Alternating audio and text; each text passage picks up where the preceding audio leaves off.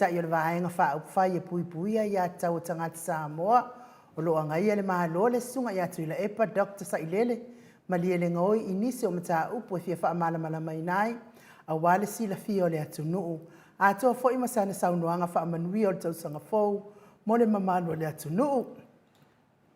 Mo le atuai le wha amalo, ma le wha aftai, ia i le tapua inga le malo le atunuu nei aso, whamanuia fo i le tausanga fau le afionga i a pātele mākosi, pia fo i sista a kenese ma le mawalunga o le Ekalesia Katoliko, pia fo i le sunga i le whawhiangainga le Maota Samoa Viiga o le Atua, lau sunga Reverend Esau Asora, viena le ana ma le whalitua i ha upulasi, manuia le tausanga fau, pia fo i le sunga i toi ina ma whalitua o le Ekalesia e whakasa, me se fo i sunga i whawhiangainga ma lātou whalitua ma le mawalunga o le Ekalesia e whakasa, ia wha manuia le tausanga fau, fo i le fionga i le sea o le Ekalesia Metotisi, lau sunga whaanguto o malatai, ma le presidente o le Ausofea Alfani, ia kasa lau tele ma le mawalunga o le Ekalesia. Tausi mitanga luenga ma na yo lātou whalitua, e me se le mawalunga o le Ekalesia Metotisi Samoa i au se Italia nei. Mis fo ina whamanuia atu le tausanga fo i le sunga i le toe ina, le taitai o le Ekalesia Metotisi Samoa so o whaatasi, Revensione tau leota, mes fo i pasta visita whale vai i Amosa, ma le whalitua i a vai Amosa, pasta solinga solofa ma le whalitua i a wha vai, i a meise le Ekalesia a sofitu i le itu Palangi ma le itu Samoa, sunga i le toe ina le Ekalesia Lamo sato i fuata ina, Reverend tele tausanga ma le whalitua i a matau aina pino no tausanga, manuia tele le tausanga fau, mai se fo ina mawalunga le Ekalesia Lamo sato i fuata ina.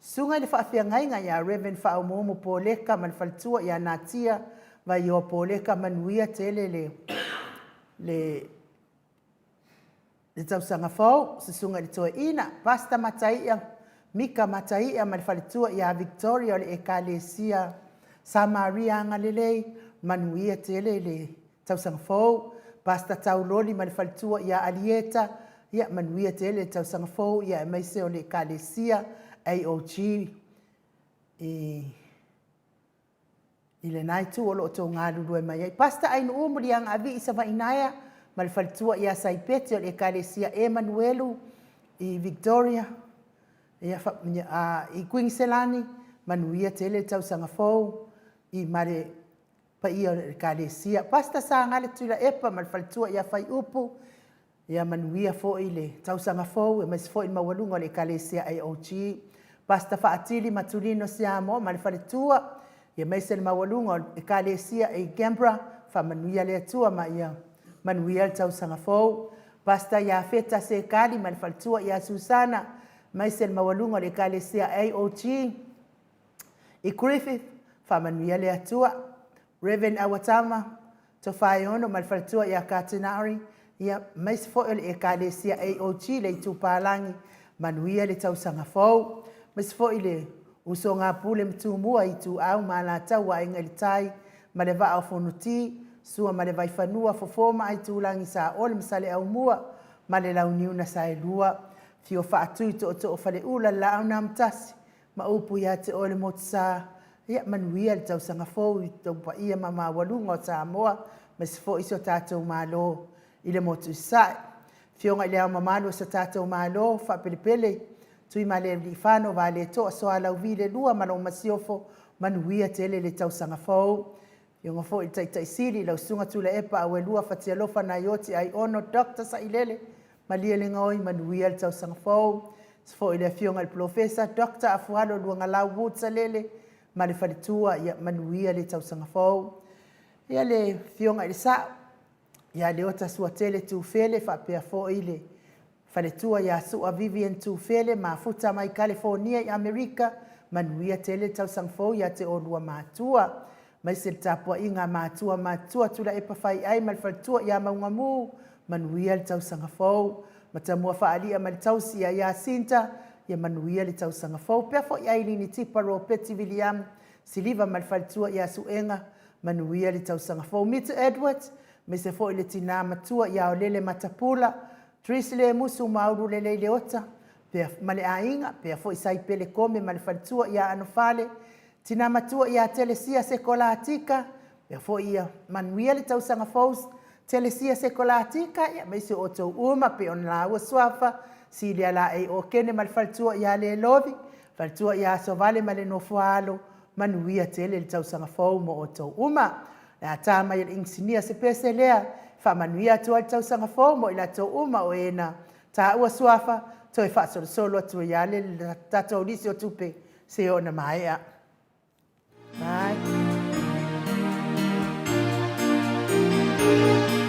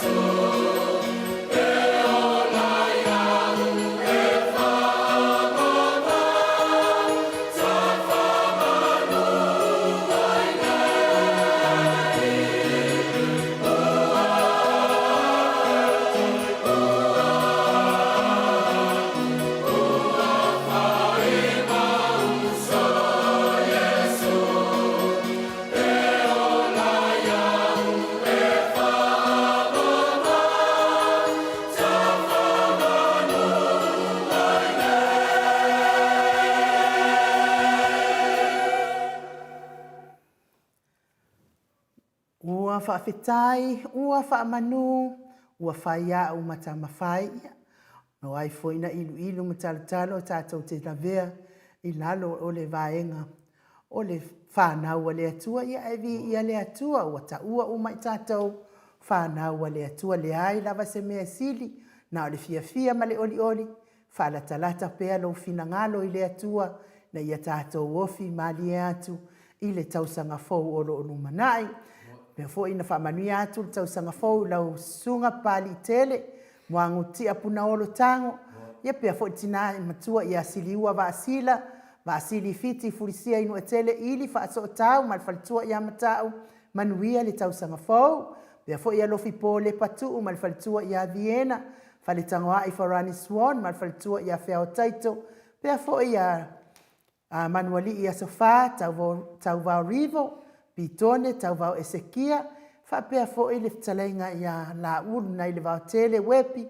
Ia ma le tausi ia sita ma lo lava foi mo tau maftanga manaitama matua fa manuia te pea le atua ia te olua ia ono le maftanga mafanafana ia maleo sina so tatou watunu fa aftai fo I le tapua inga tatiti moki siota mai se fo I fitalenga ia mati malanga o manuia le tausanga fau mo o tau uma asiata nga yama le tausi manuia le tausanga fau. Pea fo I lori ma le ainga pupui fatu Elia ma tau ili ma Filipina manuia tele le tausanga fau. Me se fo I le tama matua ia whanaea upo le vavaua ii ma le whaletua ia whaamarua ii manuia tele le tausanga fau Maria Akia manuia le tausanga fau uso. Pea fo I vaito vi Filemoni ma le ainga motu Elia Fionga ia fatia lofa po vi, fatia lofa mal faltua ia seiuli fale ula, fatia lofa manuia tele tausanga fau. Vui Nicola uofo mal faltua ia moli, manuia tausanga fau fa aftai tele lava, mea lele ia tele ua. Fua ina moni neif tatou ofisa fa aftai tele, fafangu lea la misa, Paula Peng, Solomona, pule lea lofi fa aftai tele mo o tau uma. Tau wanga lelei tatou pokalame nei. Me se fo ile sunga ia Felisa tau tolo mal faltua mal nofalo. Fionga ia lau fili Arona whaingafa mal faltua mal nofalo. Fa manuia le atua I pisinisi ia me se fo I o le tausanga fau. O lo manu usini mal faletua fionga ia lilo fotua manu. Mal faletua ia Papi Freten fa aftai le anga lelei Mount Samoa vi ingo le atua. Manuia le tausanga fau. Se oni se loti ese tupuola, pea fo ia papa oli I Paulo Ioane, ma le tausi a kenese whaaftai, mua fiti o fiufifi nao, pea fo I Livingstone a Welua, Piwiva, whaletua ia Julia Moli, pea fo I le fionga ia Manu Sina Brett Joseph, RJS, moe Maota Nielu Tito, Marua Timu Tito, fionga ia to alima pope, ma le whaletua ia whai ainoa pope good morning, good afternoon for Noah, Whaaftai leanga lelei mai I le tatou pokalame nei, Henry Autanga Vaia, Tuala Maria Blakelock, mes foi le tina matua ia silulu Elia, ma lore sa ifua manuia silulu Elia, manuia le tausanga fau ia te o tina, tanenga ia ngafo pula sa lua tele mos, ma le tausi ia Susana, manuia tele tausanga fau, tolonga taha amata fai Samuelu Avito, ma le tausi pea fo I fai ngafa miskei eneliko ta mamatua, lau pepa ni upeleti se wila sapulona, fai ngafa ia pea fo I le sunga ia peni ma ia neta mo tunuu, manuia tele tausanga fau mo oto uma, fa maoni akape ma le faltua ia fea ngai, lofi posi ia moa, ia fa peilua ma le tausi ia Rosita, manuia tele tausanga fau, pepe si itia epa fa aftai tapua inga tina, manuia le tausanga fau, se umalo fereti funga manuia le tausanga fau, toa niko mafolorina, tio sa whaatonu ni umata, atalina patio le stawa, mau salafa, toa televiko, masau o viko, tu au pepe yo se fasetema, malfaltua ia koleti, sa ngala apelu, se aso malfaltua ia Celestina, afa mala upea, pea foi masoe misa lolani, malfaltua ia faolioli, tile samaka, toa matai o mafuta mai, ia vau savai manuia tele tausanga fau, lolane.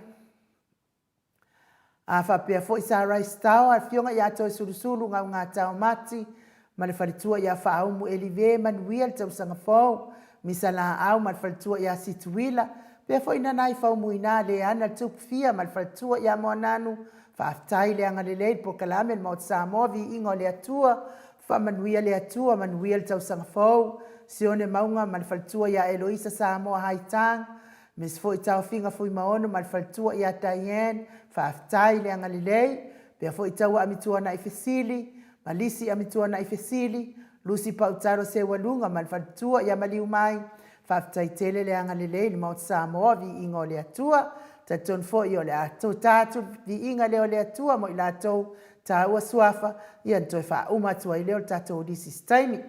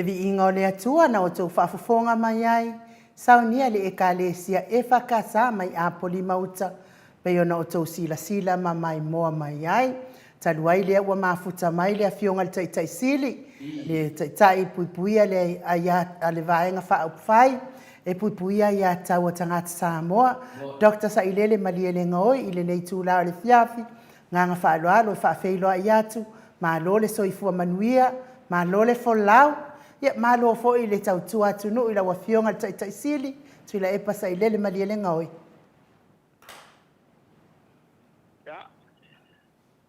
Le avanoa mo le tuai le malo te watai o wanga luenga le safatino le vaiaso ua pamaia ia matato fatuai le tau sakatuai ua toe o nai tula ia on tato fatalo fatu le tau sangafo Alia lava.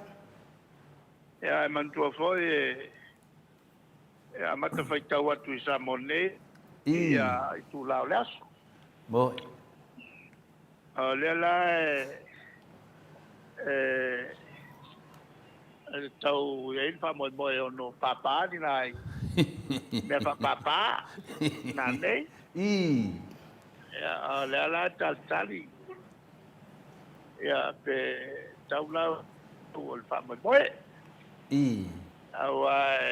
au le pona ne fo amatai ona mata la lo langi ia tunu SS ma la to fo yanga fatalo fatuai ile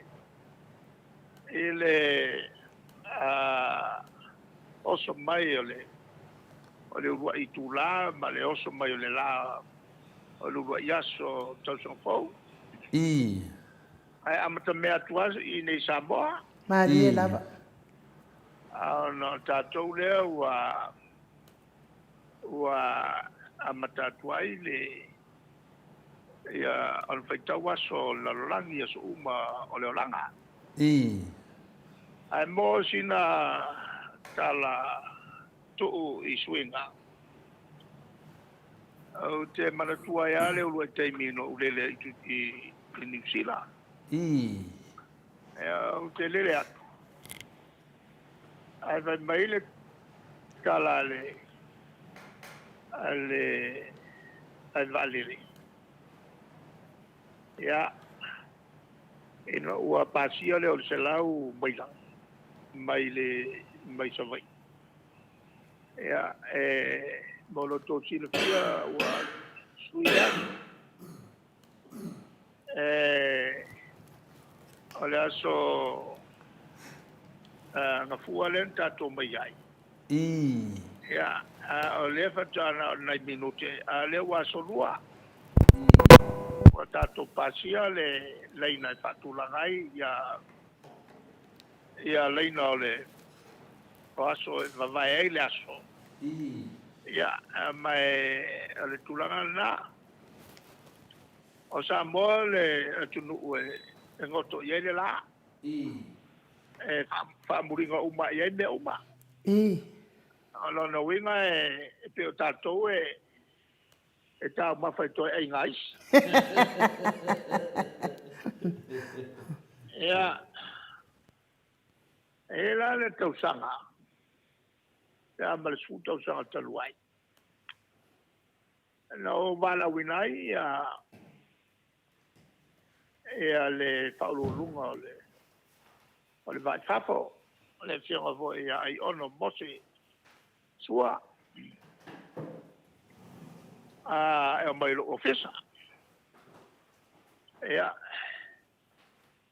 au toe valauina ma le fioga ia aumua o le loisini le alemalo me tautulafono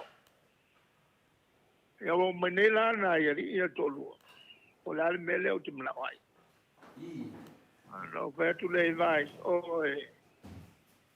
vai le linga le nga fa ka ko mai wo le rusa la u ka sanga e pala ni o se mai le mela nga mai ya i le kala ko o ka ko o ga sami e fa ku nga ya nga bia Ayo so kai po la le wala fucking over there o kalongo ile pulenga o le apo yo o fakulanga o kula langi o longkonga yo lo ya ape ako el masinga o man kaliye mai lo o se lo kalia o ya le ya fakulanga lo la so vensa minga amakai o nga fasala lo langi ako wa le ko ngoko Samoa le lai laso ole oso le lai Samoa ma lola ole vai unga to sanga ya fe se la wiva suiva ole vai unga nga millennium ole fe to sanga le wa mai ole so muri ala la so ngai la sko sukas akum mai ngai palangi mai fia puaka ile le ngoko ifo le la o milengi uma kwai na le a ye fo ingel kai mi oso mai ile la e mulinga ya Samoa le oso mai le la lo winga la e sunset i Samoa e ngoko ile la fai o le aso moa o le mea e ko puede media o le makafanga i oi il fale alupo o le pico e si fole o Samoa ya o nga umbalolo le millennium malanga ale wa maka le luafe le millennium fo o le ala ka ko ke ai me ko ai nga o le la wa fai lo ma ko kongula le o vai okay ai te ko le va so o mai lo ya lo sili ma ale mo mercali le casa ale alcali mercali mai pule a se ma ga ya fu se ko me fai lo ya la se mai lo le nga kia ya ku ile e ka ko makafanga ya e sai ele la wa ma fu ayo mo so le la ya ka ko e mulmurios ai ko i ko kuira o mai voi la male be fo e suai mo be kula fa o de ko a sua ku ka ko kula fa le me kula fa mangua vai ka lo fa ya ki ko e mo o so le la e mangua la ai o ko ga bu po sa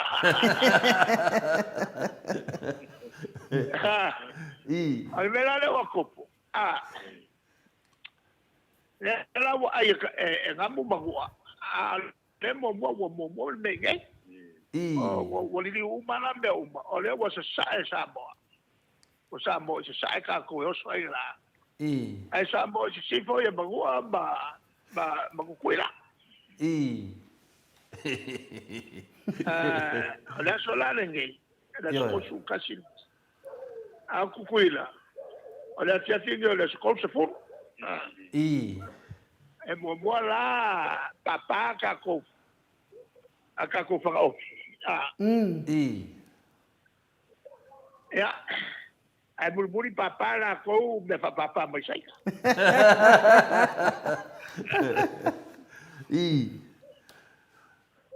ale tulanga la na le wa ye Samoa a mata ya tanto le ona oso le la ole asfo e maka faika wakula ngi ya onga sa ko ko es ka mai mu wo nang ko kala mai o New Zealand Ioi. Ea nga ko ang soi le la ya Australia kele. Langor ko Ea kingeka. fa solo quale o inkia. Fa solo ki Europa fa kwa o quelle America. Mo Ea ai fa kwa ngoko I bangu ai il rusu fa il valua po. Le fiat. O le lai o le a na yo mai fo la ia kiri idea akungu male akungu e fia I loa po apo ngai ala ko fa fia ngai fa lo ia kuai I le kausang fo ya ale la ko ki ngai o walu le kai po vendele a pusa e o usa o me fa al fast malo. Sa o ia nga po ele fia voi nga fai el malo sa kalimalo le fio nga Iparbia ma ko ye pakas ya au malea o lo kaimio o le inga ya au so le mai lo e fale voi le o ko I kale so fu e pe un femele senga o le su saso Malo. ya le tulanga le ale asonafi a melasonge o le ka fo I mai ye ya mai le pa za walu fo patalo fo tau sa ele ito ina tua ma fa ma tu tala ma I mo le ma ko kofe ma ko kalkala ya sa waile a ke sa wala poponga bo ku le le a ko le ya fo I mal kai yo ka ko por kalamo Malo le saunoa whātupu le lau whionga te sidi o whaafonga fo ia tamama tinao le Maota Samoa Viiga le tua ai mese tupu mai fia e whanongolongo ma tātou whaatasi tātou pokalame ma lau whionga. Pau le me iai ia o lera e tāua ia tūlanga ia al me moni ai le se luatu I le Maota Samoa Viiga le tua tamama tinao mātua le teimea e oso atuai e pe oso ai le la ia o le teimina wa mua tātou I le whetauinga pe na e saunua ia mātou te wawa ai e tu uma lava I fōringa o te sidi o lea e na iai le me alofa le tua ia wa tua I Samoa I lunga nei tūnanga matautia ma le manuia a wāwhaleanga I luma o pisinisi e tūnanga le manuia wha adea tunu ia o lo whionga le te sidi o le manatu nā mātou nei so se teimi na vai he o mai e tau sango fō ia le whela mātou wa ai o fōringa hiu na le mawhaina tātou tara noa lunga le video langa o e whaina e mata le ftusi le fu tātou toi whai u fu le ftusi i o tātou tata noa ia le fu la o e whaina ai si mele o apa o ia tia ole o I tu ki tele nei tau te le swing all day e lona winga o le mukua ki kele o le ngā swing all day Maniela o le swinga momoa o le makaukia o le taua o le ngā lurue whatasi o tātou whai pisinisi nei.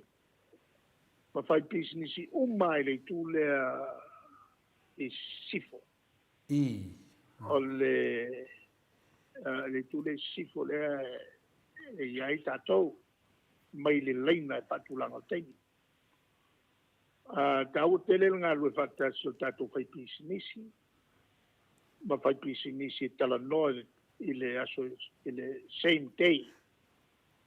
Ma fai pisinisi New Zealand, Australia, Singapore, India, Japan, Sainga, makole sauke. O leo ngā mele. Ai maisa o lea sotas. Le fai ai fai ia. A ole o leo ngā piko i ke le lava. Mo whatinonga o tātou lava tū mga i whanua. Tātou tū mga no. Ona taluai lewa tu sa so Australia ma New Zealand. Wa kala whenga i le ya fo e ma tāpenanga o whainga malanga. E o tu I whala velave whai. Ai mesia le tūlanga fo I le ai mesia so sa whaingo fie pe whaingo fie te malanga ina I le mauango fio visa. Nga ka umaya. Ya te kopilon ka penganga su en okonga ya se va oso mal pases yo solo le valera lo a maka ila so ko mai ai le avo le vala ye peo le sia so que el valera lo al mele a kupu le fala vela inga ila so vale las kofira nga ina ai kaumai ora ka ula so fua la pe kupu sa vai so mai nga sa vai sau I pola so vai ka ngo mai ka pungi fale wa le fai nga lu ka wa nga se lo pe fai su e bakonga Anga lewa fai mai kangu ila so fua. Ala so sala nga Wa sila la ile kele o fai casa fa te ngai kako. Anga o mele ka umai. Wala nga wakasi la so ako wandu. Al kai mira ngai. O le wa aso kukusa. Anga ka umai aka penga lo mabe. Anga le kukusa. O le pege fiki kele la nga. O le swinga la ngai. Ka le whenga I le lei. Maka ka penga panganga le whakingonga o kiuke. Wha le ainga, wha le anga nu. Ai mai se au tatu tangata e malanga atu ina si awai. I wha le lave o ainga tupu ina. Moi ne dei. Maro. Ia manguia tu kele nga. Au ngā mo, au whai pisingi si au ngā mo tātou tangata e tātou whala whai. Maro. Te ala e whauraula fwoi le whakaka la konga le mele anga whai. Ara makua ke leo o le langolongo sua e whatinonga tātou tiute whalanga no. Ma tampinga na e tātou au whai pisingi E te lea le avanoa e tātou te e au ngai po ia tutuila pe an tātou wasu fantasi. I o le whana de lande a po i o tutuila mamanua o pure sea e whainga malo te tene. A laulangi pure ngā malo Amerika ia e whainga tai a la tona pule mei ala ngai pule mei Amerika. La na le pai ai. Ona tātou aso fantasi matutuila. Ai manu e no whai an tātou whai e le whainga. Kako ke aso fantasi ai. Ia, au ke whakakai ai fwoi le tautua fwoi le whionga e ai ona mose. Ia ma tātou loi sili nā teimi e whionga e au mua e na ua matutala noa ma le vale fo o la sota inga ma pulenga mai fafo I o fafengo fiai matou manatu po I matou o tu il foi o fai tonu al tato malo as prime minister and ministers of cabinet Ia, ole fa atua ngatu na sfamtalanga. Malo. Ia, pe o le nganga navana pe o na whamatanaina atu fo i le tātou pokalame.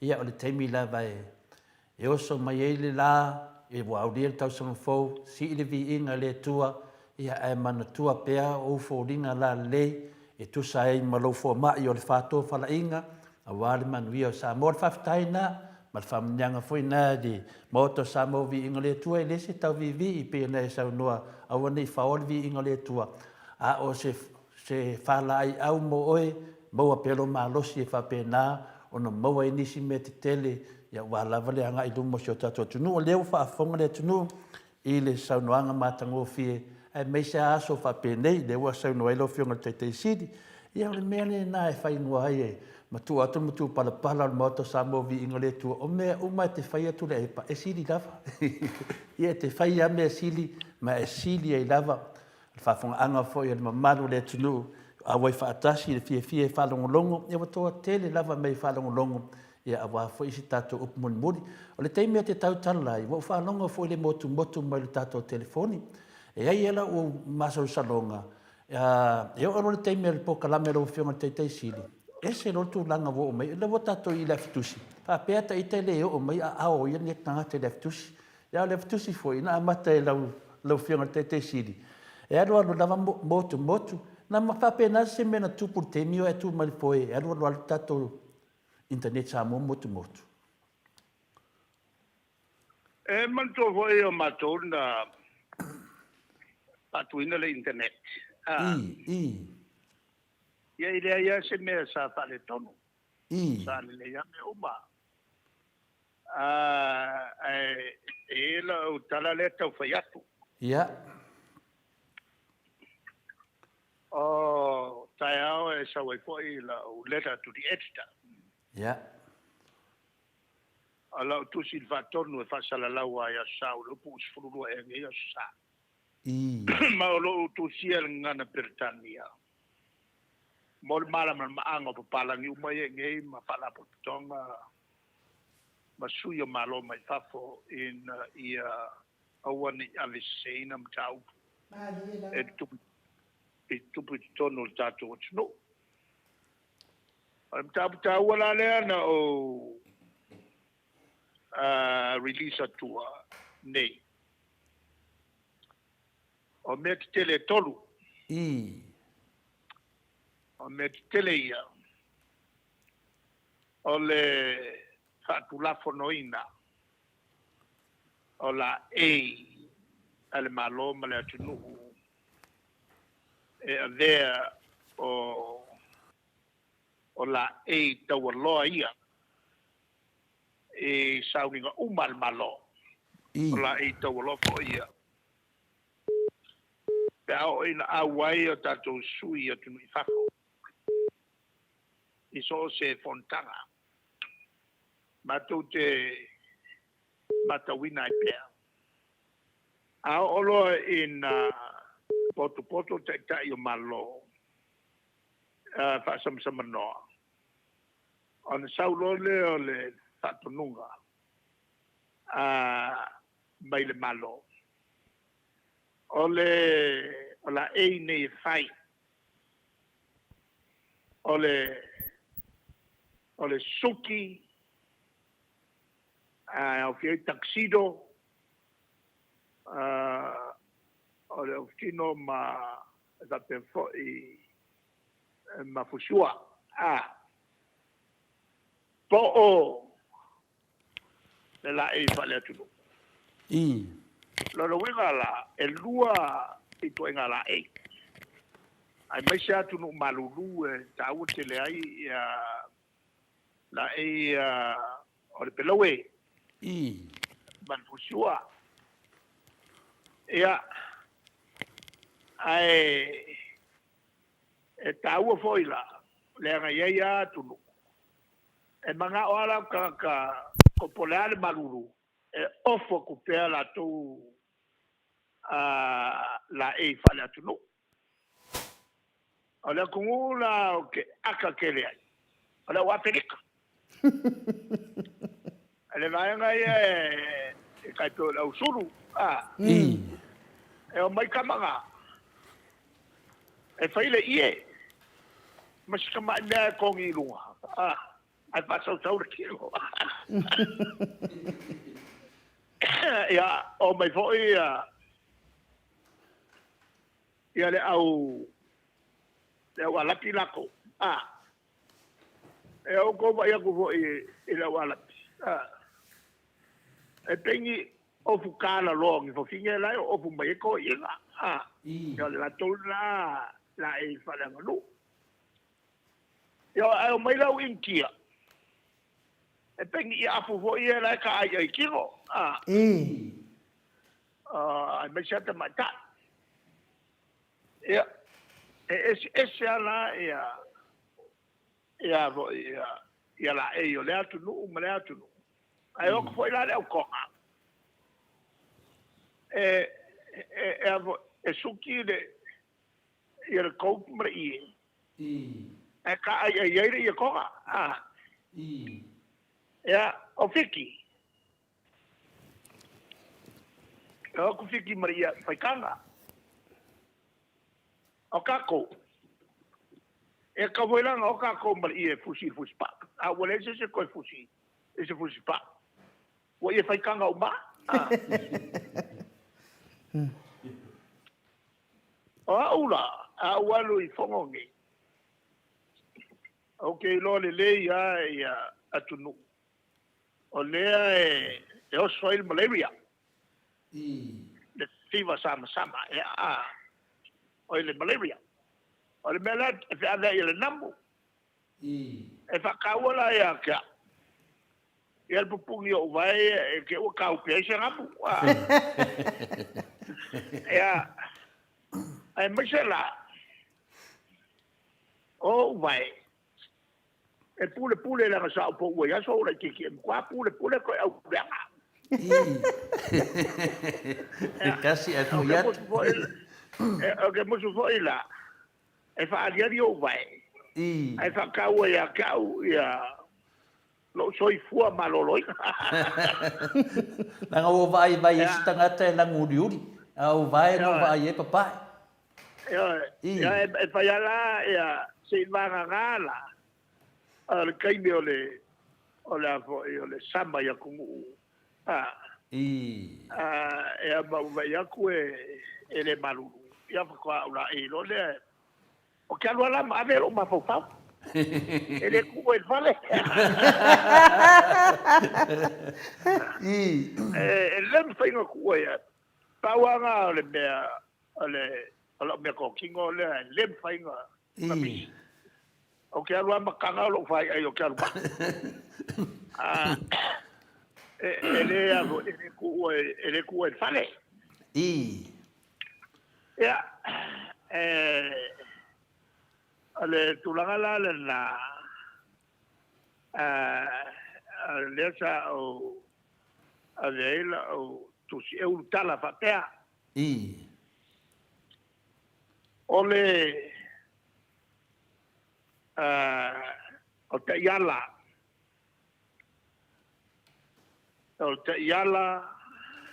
ole la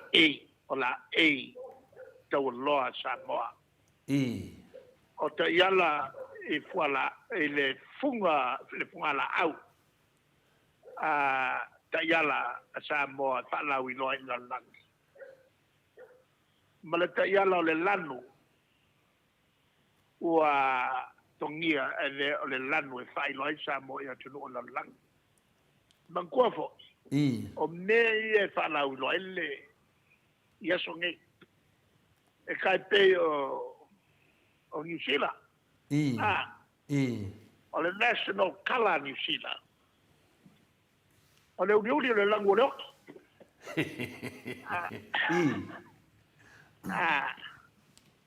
Mo mua nga, la ko National Colour nga. Ia, e le whainga la ko National Dress Code. Ia le sukia. Nea ie ke maua ia kuku maluku. Ia. Ale lako kalanga. Ale lako fungala au. E leo se fungala au. Ole siu ole. Ole mwile la au. Ole le tele nei. Oli. Ya, ale si ula La wan. ale la aulanga. Le kele ni Samoa. Ya ngala wa ale la aulanga e loai ni sina ya ku uma. Ala ngawinga la o feale la lo la. Ai lo kulo male akalo of. Ole ku ko ele la aule ole si ole la aulanga le masanga kama le fayai ni ya kako. Oli. Ya, ole la oli la. Ole la aulanga e loai ni sina la la. O ifiki.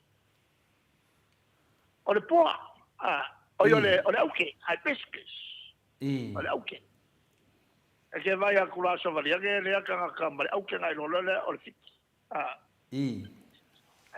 Ale langu fo e fiki ole uriuri. Le la ya fo e kongi uriuri ai. O konga ole mumu. Au kako. Ole langu moa. Konu la nei lo ai sa mo fai lo ai. Ia sa mo fafo. O langa dress coat. O langa winga. O anga na ei. Ua ua ole la ei lea sa moa. Ua kaua loa la lak. Ole kulanga ile pungala au. Ole ke wila. Le la wa ku le yungi la kapi lungal ke wila awa le ese le karikare sa yai a ka mo e lola ka mai ko kovu a te va yakula e li mai ke wila i loa nga ole Samoa ma diela a va yaku ole la ole New Zealand ya bale langula langwa la nga de e avo la e umbalang bangai ya ka ole la ole ele wa mo mai ole ele la le avo de la kawala sa mo lua la ya la lo fai on fa pe ole la le kawala sa ngi uma sa mo o le suki foi le mafanga ma le fusiua ma le of kingo mo ka malolo ya po mo ka po le fai le lai la ele o le of kingo ele e ai maleaka ke wila i le kanga kusi ai mare upu Samoa i la loifo e la mwanga lo kusa la koru mextelenga e loa i Samoa ya kuitami boa o le la ele o le ka wila ya mare upu a Samoa ia iai kongo le o a vo yo o le leila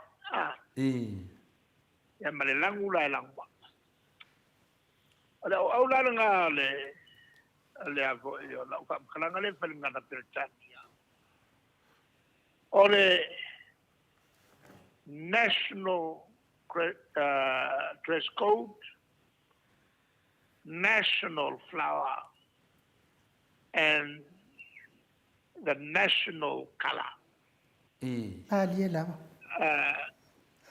Good for everyone to know and remember that. Yeah. On Ovam Talam, I don't know if I like. I'm afraid again. On a pay for your asso. I have a pay kanka. So the lesson name of Lamala, I law. E ke le fi au la ku e ku e se a so ngala na fai ele so nga fai ya o nga so songi whakingo ai lava kai me ka penga ai ka ko puma ka kuanga i whangua. E ako e whakingo i New Zealand Australia ka ko ai. I whainga malanga e ako. Sa o ave ia ele i kuskusinga ia.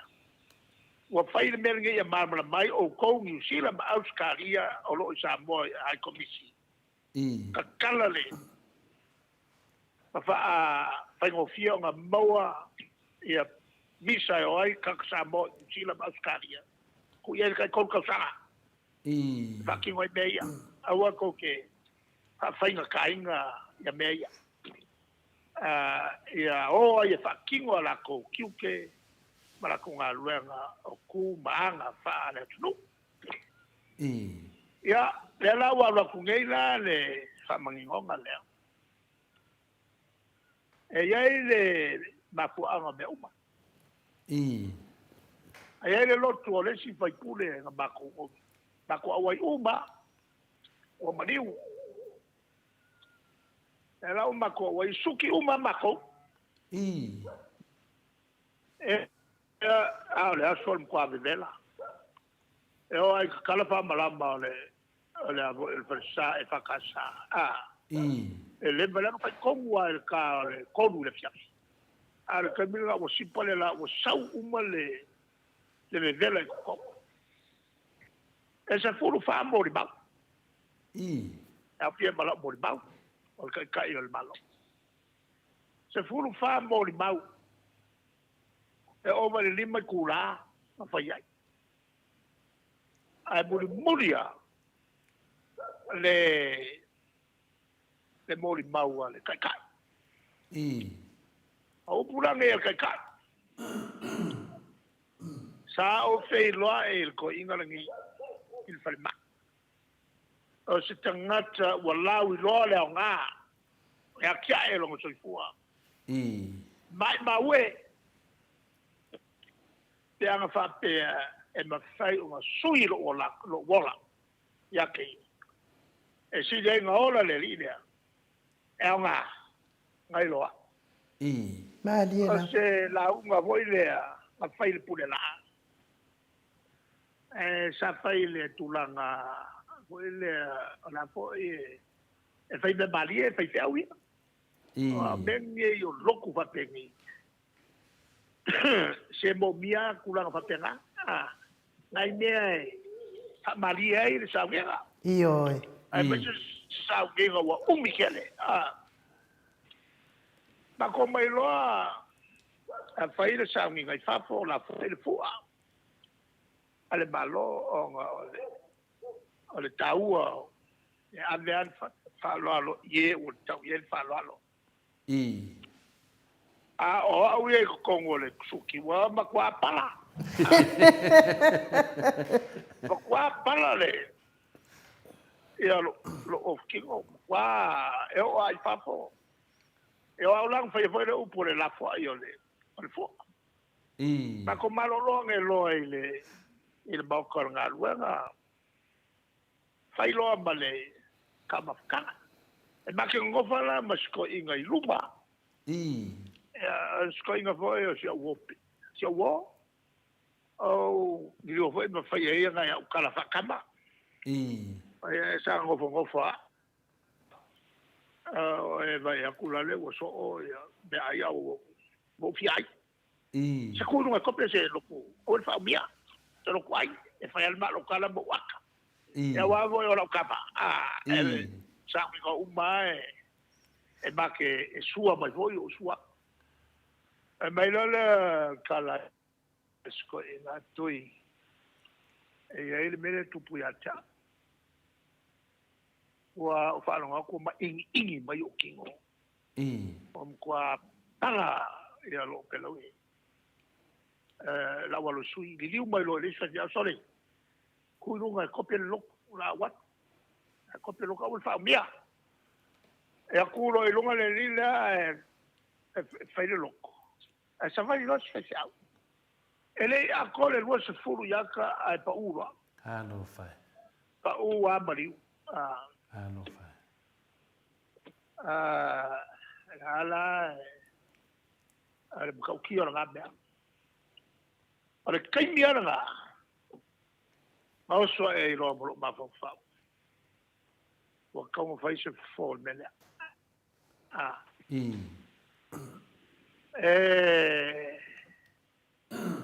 Kus tiku machinga nga so ai. Ai pa ilole un al cabinet. Ole ai ainga ngei ale malo.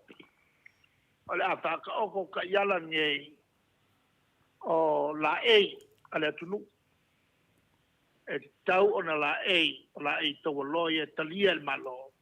I so sa ninga al malo.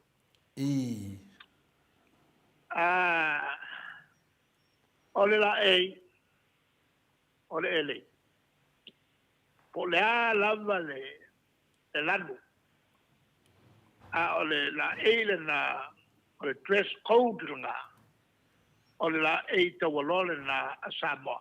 E fai so se i so sa ninga fai Samoa al malo na fafo. Lona lua. Ole a fa waupea le la e ole suki. Mo i la tau e fia pea e suki. Ala na winga la e lua i la e. E le a tau ane o la e fatulanga na tau aloa. Ara tatu mano. E le i umianga pasala lau mai lau pasala longa lea. Ai saulor ke. Ore ke le ku ngai le kai miranga. Ka fa mal valle te le ka puni. Ala pe ka ko ka bakiao. Ala ko ngal bela la pa. Oh, e lo ka ko ka baki. Ele a ko le lo mai aso. Ai fai lo le mato, ai fai lo le functions. Le sounding al malo. Una tu iluma o te fata lo fai trata. Saule fai pule ele, saule fai pule ele, saule fai pule ele. Le fai pule le. Le sa fai kioinga. E te ko siria ku o manga yo lo la e. Ele. Saule akamaya ka o akawo. Sole. Oye de que was city lo o ele porque ai akaiva pai. Que lo. O back me lo kolua. Elo so beso of work so that. Elo singe o mele. Algo singe. E apa sa bo am pala. Mai me fing. Ai mai is si fai pure ak. E la de ile me afa. E o saul me fing. E io le fing e che fai mai.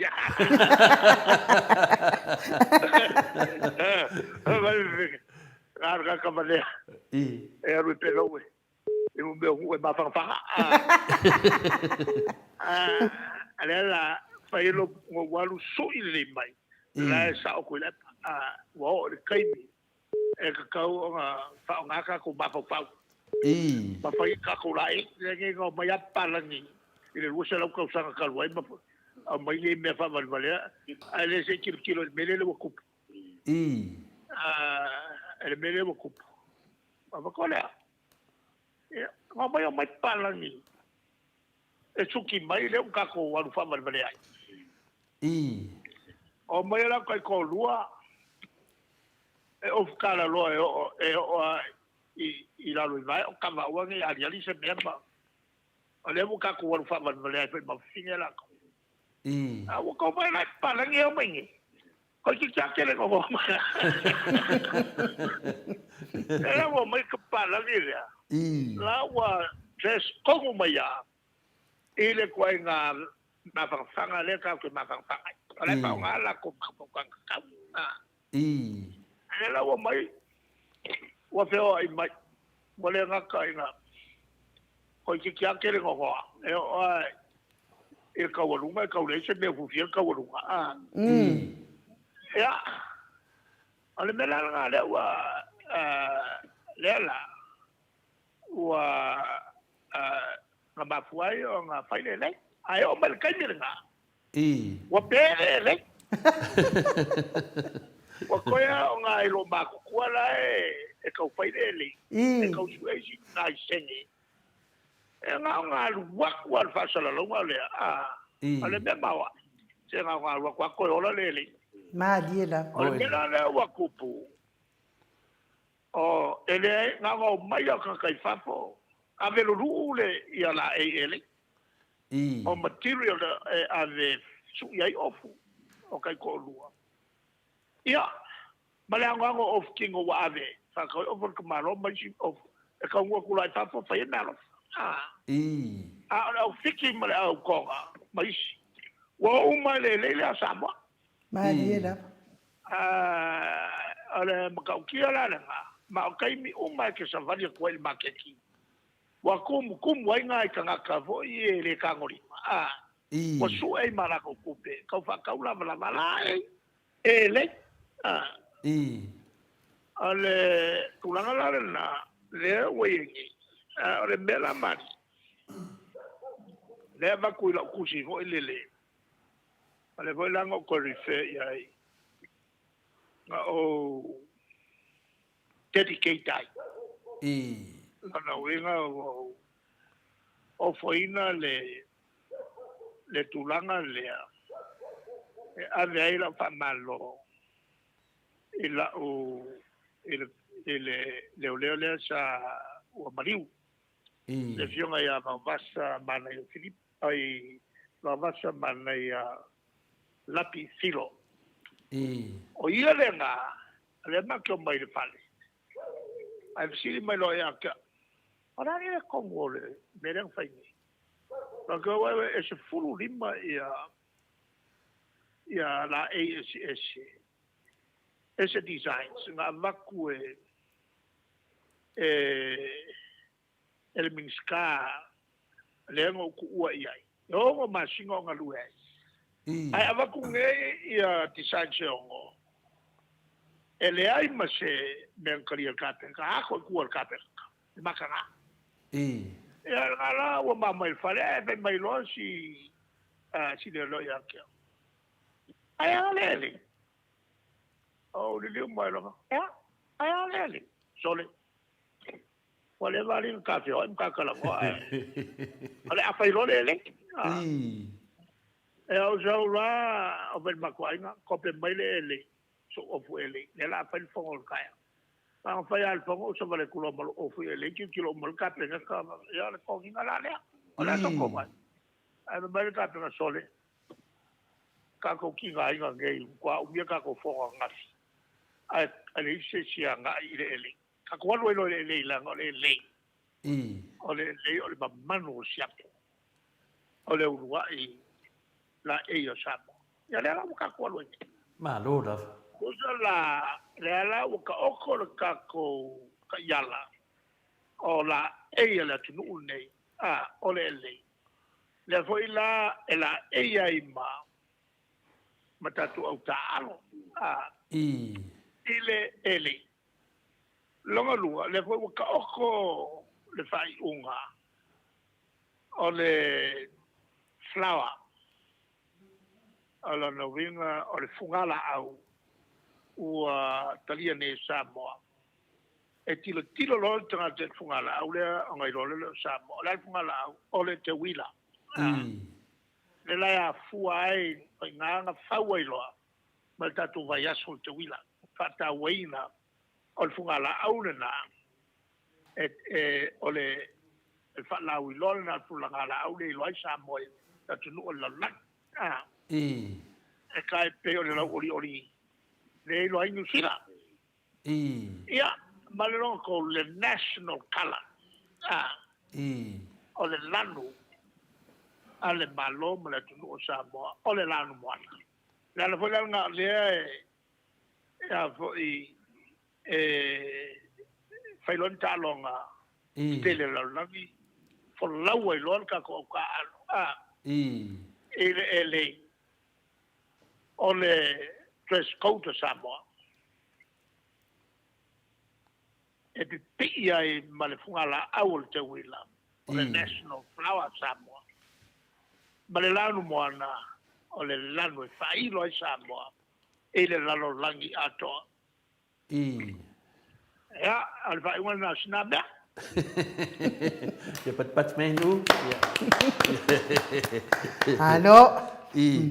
ya o anga lava le so pinga wa foi le tato anga ya tu tau sanga fo ya le la tato fa ma vai ile finale le tau sanga tuai ya le finale le fionga te sit e paule me le mafai le ti apolo nga oi o nga venga le lei yo ana sisi me mafai ya o nga venga le lei uma ya le tato fa so ai e bi ia le tua ile famanyanga wa batu ile o fionga te sili po le tama foi ale atunu ia wala ngona le fia fa soa ia o lena ta ua nei finale e te anu ma avelo ma fo fau tu lo fa fo anga le atunu ale no fa fo ngale no ma fa no longo le pokalame le sunga ya la o di fa mai e lima se lauta la le o mana batu le toa sa bo uma e hale na o mantu nei le fta tu falta i lima afeta la tamata alo fa pero ai na alu sunga la o dia ngano na avelo na ma fo fau no o se lima se lau afeta lai lau fionga i whaata maole toa Samoa whamoni mole ai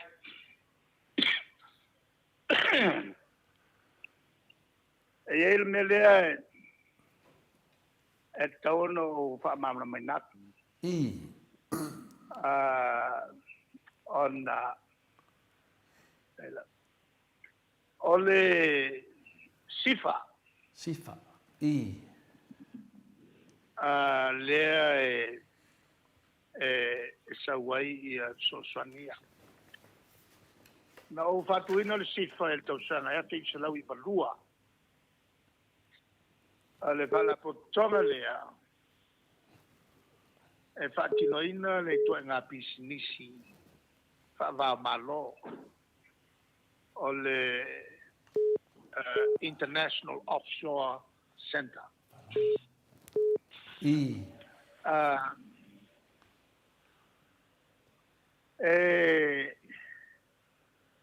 O le ngā luenga ale whalapotonga lea. O le mawhai on le tala mai ai ia company mai fafo i nei. Le tala le tato sifa pol offshore. Electongienia la to la fonga ia tunu ia ngā lue. O le wale stala la to head office i Samoa. Ele nau tato e whaia le koe ngā pisinisi lea. Le pisinisi lea na mua i langa ina mawhauwhaunga. E semsa i li tausanga e whiu silau fitu tolu. Min stau tupe. Al teimi lea. Lea o te whatonu sigi lango lango. Ilmtanga luenga le atina. Sa mamalanga i Vanuatu. Pese ina Vanuatu le sa whaia le toa ngā pisinisi lea. Le voisa tau wai Switzerland. Mai te ngā tupe tangata se awala whani lo lilo fo. Ma ke wai. Tasi nā maenga. O le tu pitu siri nā na lei. Ona e sao mai ai matupe amo meo malo fo i dictator tape o e fo i kila. O le tu le lele na tu ngā pisinisi lai. O le mela wa tupu. E whau nei le tātou tula whono le awhi se lau balu fitu. Oi le talia ina o mea ia. Ai whato o mea oi le e le whatu ina. Ai whako a uwhanga ioi e le tausanga e awhi se lau i manua. O le benefit la ia tātou. O tātou lo uma pulanga le o le fai e niso malo. A ua amaka o ngā suia a koa pai legislation. E o voi lai te tōna Switzerland. O le tōi mwhai on so iei se me whapena. Lea la a iei ai lo e tātou tūla whono. Pei o le mea la le lesa sutu pei tātou. O le lesi tala mai o company mai whafo. Al pawalanga la ko mea e koko. O le leitsange. Al manuia mo lato. O le tongi ni la ponga ia tu la o no tu la fono po ie. E tongi tu la fono. O ia tongi la fonga al company le mea. O la e le stalai. Au ka koula. Nal pawal se le intatu te momu. O le leitsange voi le el business license de fatena. El escalat. Konsulu vela le fa io tanto campanina le voi nei. Ma fai anche au sia le 5 milioni. Company. O lono winga ele stala mai. O inga e ma kwa lama ma ko kupe mai ngai le sengeki. E fatu per ka ko paket. Ya ma lama i lo fa kupe ka ko kalonga. O le tu le leila le na o le silea mapuanga no fatu ina i loa le tu la foron pasi e la a fixe lau valfi fa ku alo ia le sifa el to sanga e fixe lau i valua ona ko e lola e stenel na va ai o le loia in uoti i stenelea on se mai lola le pulenga ia doctor ai panafi ai ono le lana ia i taluai le lana to su ia i lola e mai tai la le i nei ai ole la tunga luenga le fai e o su e main company ele stala ma mo wai la to selen e o foi la to e fai la to sponsors alono winga eo a fai la ko advertisement e tu tong melana i go sponsor kusala o ta longa ia le fai in lo la o le la el wakoi bale go sifa kusala o le e fa la ulo le sifa le advertise le sifa e la le to Samoa ia le sifa ai ko la ngai ngol spot e voi la le mele sa matu wo fai o te mi sa masani lo walwai Hong Kong e fai lo le ta lo fo te to fitu e kumu ngale angwa ko fai pisi al kainira na o ke lo ko fai fa matu fontanga ia ma fai ia o show na e tau ia tanga toa ku Samoa e ke wai to tupe te tono matu pisi nisi le fai ko le sei ia o ila masani nga ma wai ngai chele e sawala ka was full miliona e va ku pe ile ka ko paketi o ila le sawai le 3 miliona e tau sana e so swani el tato le capi male lela wa extend il to Samoa alona winga e le launga te matai el pune sai ta wel men nei ta o tele ta longa ia fai e Hong Kong ya pan ya ma ta longa ia fai i Emirates ma i Singapore langal ko tele o la ko pisise sa wena allora winga la e fai lokalo e kuso le wa fo o ka alo le vaenga lea pa pisingisi e o fa sala laule le avo ia le sifa i Samoa. Al kula la ko kongi service le mo fai ele. Ele avo ele to Samoa. Ta pena vola el man Samoa. Tu ko vola tu se le ni. Ia bel na pa la u lo tu mai tai le. Ta u tele le ia ta longa ia fai la ngo inga. E mo we ma ko kupe. Ale vola ato pasala la unga la benga advertise. Ya al tu tongi la le ata di masala tala al tama po ta di mape ko lo wenga ale mele fai o ma business buy sell ai mela va pe sa u fatto to ai le tu la porno hello ya le sa no mai le da sa u fatto to ai le si fai nga fa vai ole i avesebe o mai i mo le si le fiel cabinet ya ka ye le bele le go po o sifa fa ya ya pe si si le cabinet ma ko ye ya me fa ke ya ole tulanga la le na balia ale te kon nga le nga la nga fa ku ya le casino ole nga le ya mo mai ku pe ku ya le malo mo avec socially for charity yo papu whakatele yo wa charity umaya ka longa wa o ngai whakau ya ole le pelanga no fa ia le casino la tau ole fa velange e tau le tanga tanga gambling tonu mo casino ke le ko ila se le ngi mo mai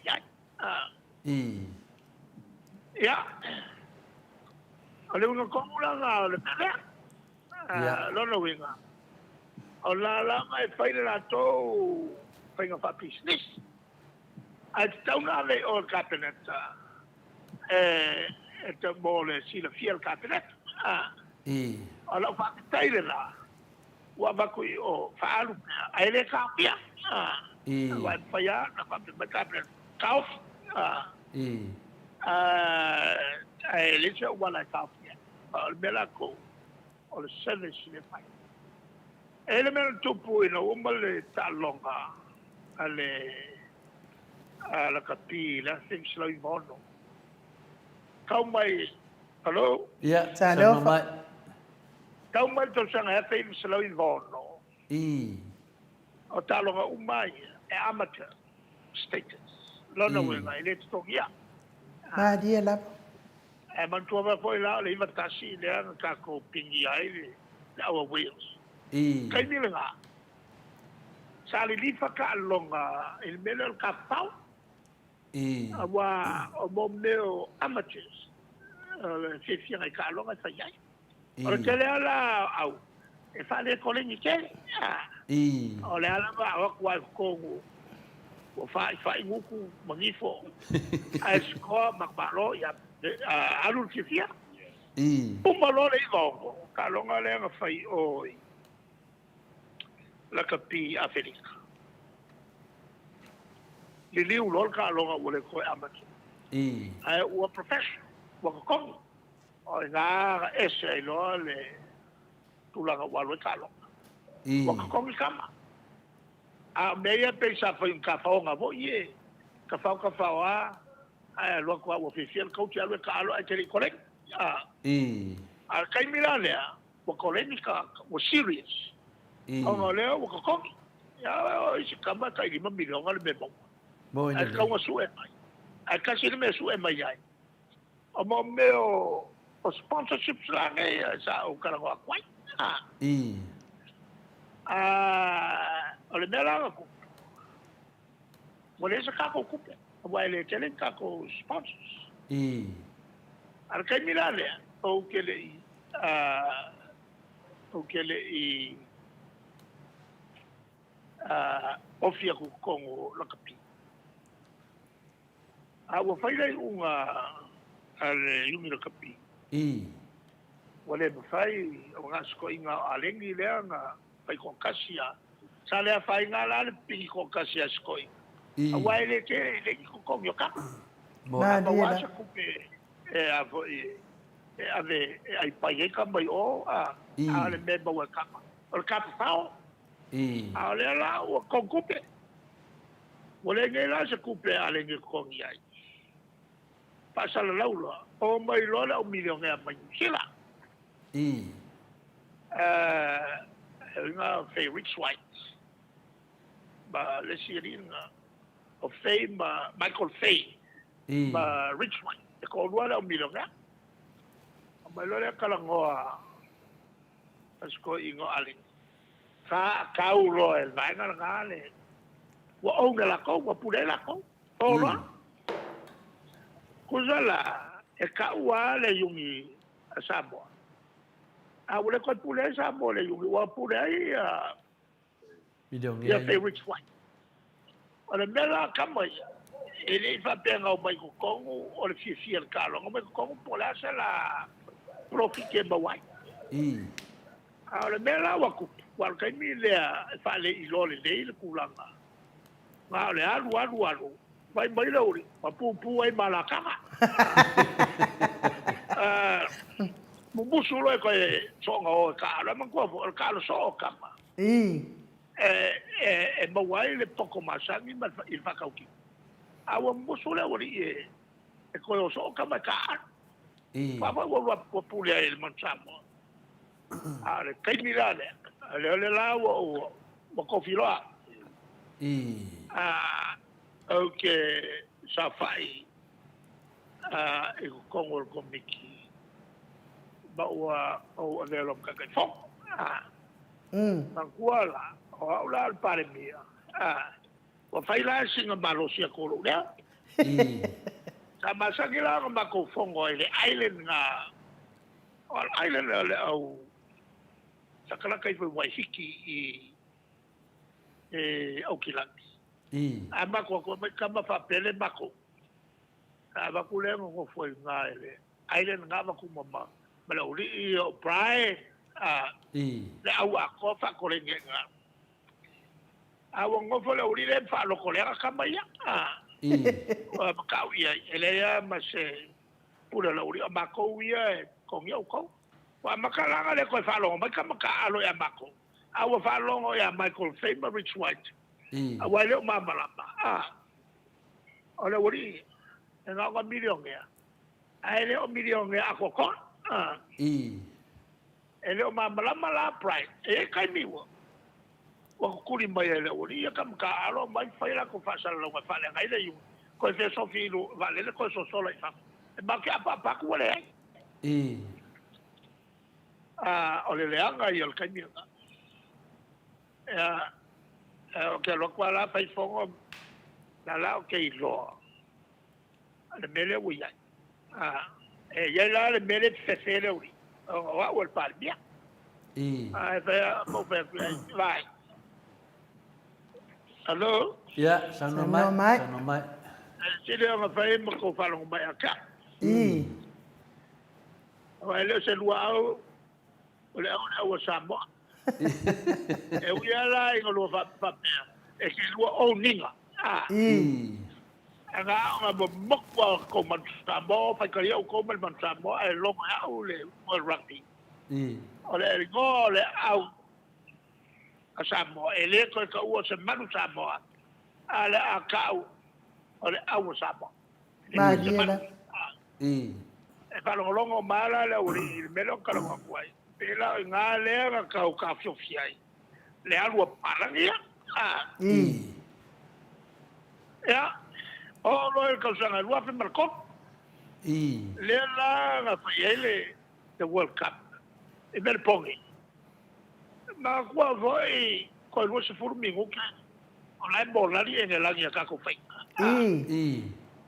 Ona fai ai ke ia lo ka ko pensi ke mi nga. I. E aka so mai los ko akama. Le lang ko maloi. Ko maloa ko suli mingu ke. Ma dia la. I. Malo. Alu wakwa engela mi champagne. Ai ko kiki ai fi ia ka ko. I. Ole o walula ia o ngol mel o longo mai o e bula. I. lesa takai fongo la kapir kai mile ala walu ngofoi I. maka mo fai mai lo le au hona le au le mo ngai le o sakia I. kuzala ma o mabula na creating le au la le ka mo fai na fai se au ku fakasi a fiki konga msa molela ngai le kai minga ma o so ile au nga I. e ka fai ngai sa fai kai minga e ka u sa ile se wala Moki a kona na kapi, ka luai wa professional ka lo. I. Ya, au whalo aku. Wa whaile kongu a mula. Na Michael Fay ma se Rich White. Au le a o I Melpongi. Nga maka au le, al ka longa la lango I follow announce. Wa ale koe a wan Samoa. Ala ku muri ese le manu Samoa. Ele koe a wai ka longa la lango. O se, Los palafu fo le la kongi. I. Pesao, Ma di la. mo ke ya ko ro le wo ku. I. Ala ko la, fa ka ko fo. O mai lo. Ba ko o ke ri sao. I. Era na o sao. Ba ko o popole al ka o po le fa lo kong. I. Ala alo with pole. Le sufuru lima ma le fik. Kaya o kai ni kala ile. Ka vanga le ala. Ma di la. I. Na le la wo sa we wo no wa. E fai lo se lo fa sa lo kaya. Out mo la fa sa lo. Ele sa ol bela. La ka alo pe au Samoa. Ole au le Samoa le ko ka u man Samoa.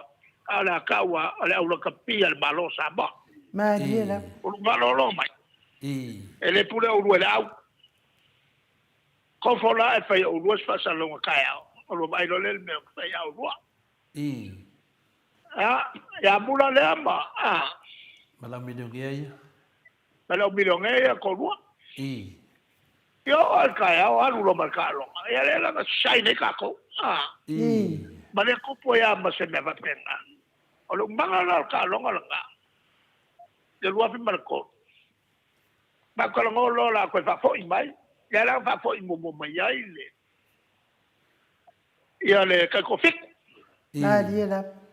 Ba ko lo ko fa fo i mai lo le surulima. Ko fa nga yoi. Ala la ka pe fe mai e ma le ka la. Wala la kala. El kala fu le la kal miliona. Kong i mai. I. E fe lo mal mako fai unga. Wale ya maskupe kong ya nga bia. I. Ma di la. Ala kong ya wawa. Mai. Wala le winga kong ya wawa. Avo ila la pasala la wawa ya. Ala pasala wawa ya. Ya la vole ka ala kusile le ngof o le lo compagnie I. c'est Michael Fay and Malaysia Lida ala kusi kual pa kual off I. ya al fay al kalonga ya wali masfuwa per ka wal merga I. ya ko fay le kalonga ya wasfuwa per ka wal merga I. ka te sfuwa ka sa ka kong ya la wa ma Ma di la. le winga la fam kalang e pa penga le pengo o nga yo inga ngai e ko kongi mo meo sponsorship agreement e faila ka kua ai ko le sponsorship le winga la nga le nga fai o le sponsorship ale sifa I. e faila service ai ko ela ba wa nga se le nga kama Ma di la. ma va kai foi skeng wa fai foi si awala bo se ku pe kama I. o ko fa lo baila le la me I oi. Kalo fai fai ya. mo tie I. o la whawhikai. O le ka fia el malo. Ke whawhikai e fo I a fia me. Ale nei ale, whai unga o ke Viiga. Ai a whale kongu lo ia whai unga, ia o soanga lo.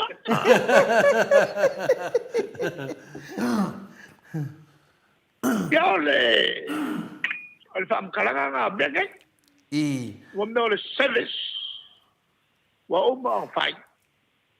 A lela u pek, o le spouse. Malo. Ya, ngan venga le dei uma ia. Me foi le le kambo mo la whai, kambo mori. Ia waka fa fiela foi fangu mori.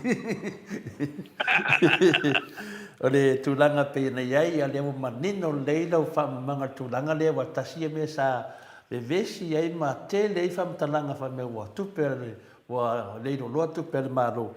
Disi la me le whamarino mai pe longo winga na, leo whionga te te sili, o le sifa la lea iai a tupe ia whapea e ono se lau le wa batu le fina le au lakapi, O mea uma o mea umaga. Ia, e ali o le malona, mai e la ia lea, sau I le sifa. I sau le sifa. Ia, longo vinga la tupe le tufa fo I e tai di maafe tamta alo, ia o mea umana la tu sifa. O sifa? Ia, le alau manino le lei. Le voi sa fa iel sa unoanga mi stal tupe. E loa sesi o tau ia mero le ati a pala e o le sifa. Ia pam kala foi la po. Ia le lana ta wailo sini. O le wo fa mamra mako. Langa masanya. Ona fa ngefu el kamaleo lau. Masalo o mai. A fa lo wa la fa lo mai. Ya lauri, ngai te whalo no mai. Ya ngā fwoi la whakwai malama oe lo loko mea ia. Awe te whaia se pelo. Whaftai, ia o le whato whalainga nā I lau whionga le whamai. La tokta tule epa, ia le nāe whape nāo na manui e sio tātou tunu. Ia lewa tātou whalongolongo fwoi le whato whalainga. Ia o angalawa ia o le tausanga tuai. Whapenan whamanatu pea langa le atai mua I fo I le tātou tausanga fōu. Ia o le tūlanga nā wa manam se wa fia inu u. Io e se mene te le o le pisa I au milio ia ia whamai o le lotu. Ia lero sau no le leia le whionga te sili. Ai me se ala tupe ia whanonga. Ia a leo whai tupe le malo e ono se lau afe lewa. O man ave o e whina le milionga lewa o man ave o. Ia lero o manam nei. E do yeso na mafau ia tala fai ainu. Ia, leo tātou se e mai I le tūlanga o iai le, tūlanga o iai, e whaamuli se matawasili lisi mele, a le tau soi whangalo I nei lau whionga te sili. Ia, me vera mea, le onge nena e tāua pero whanau kono wa palo ia nisi o fua mai o le tamaa inga. Le amata lua hafe man lusu matolo. O le wa maka. Le wa maka. Maka mai a. Lea ke le vave te au kukai mina ngā. Leo te vai atu a... Le atu langa I le ke leo le kau soi fuanga ma le kau mkale le maua mea. Leo wa ova me le masinga e le maua ngang. Le foi langa maua kalmangi kai kamai ngang. Ole foi lá a ko fa ka mai u fa ka ko kasi por kai ru e ole mera le watu nga sawa o ki piko nya ne kasi a ko ale masinga o mai ka mai nga le tulanga le na le tupune le alua le mo me ole o fa ma boy Oi sona. Le vola ko fa lo mai. E le foi wa sa we tonu tu la fono mo ano so fonua ano asini so ma ango so ya pola le wingo ye ba so e me na masanya oi Europa kan voi sa unga dua toto sa I.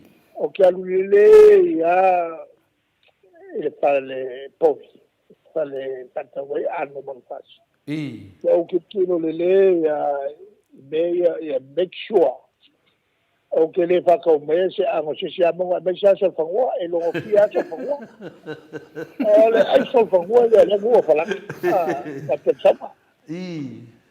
ya mo ko lo ho ye mo ka ta I. o se lo ranga ya ka isi ka ko ka sa ingle o e fia ke le ko sa mil berna I.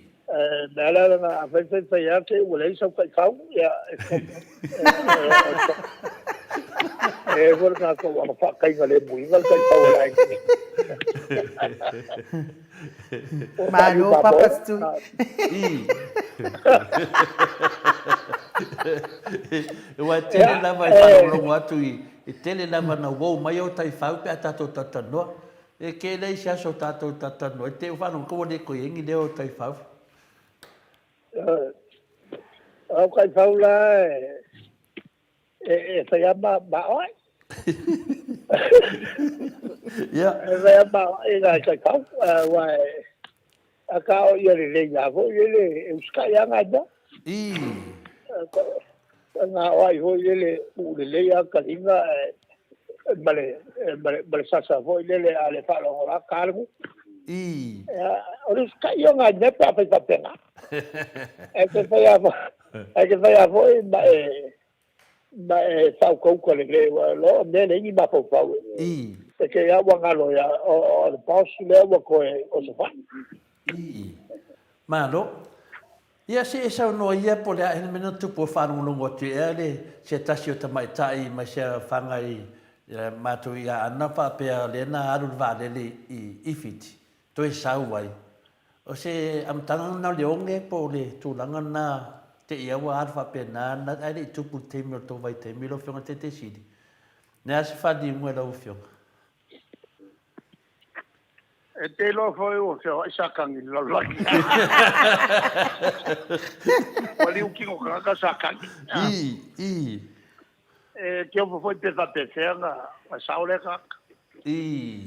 a o le tele yo ka ko pa vale le o fe o i fa pena I. tele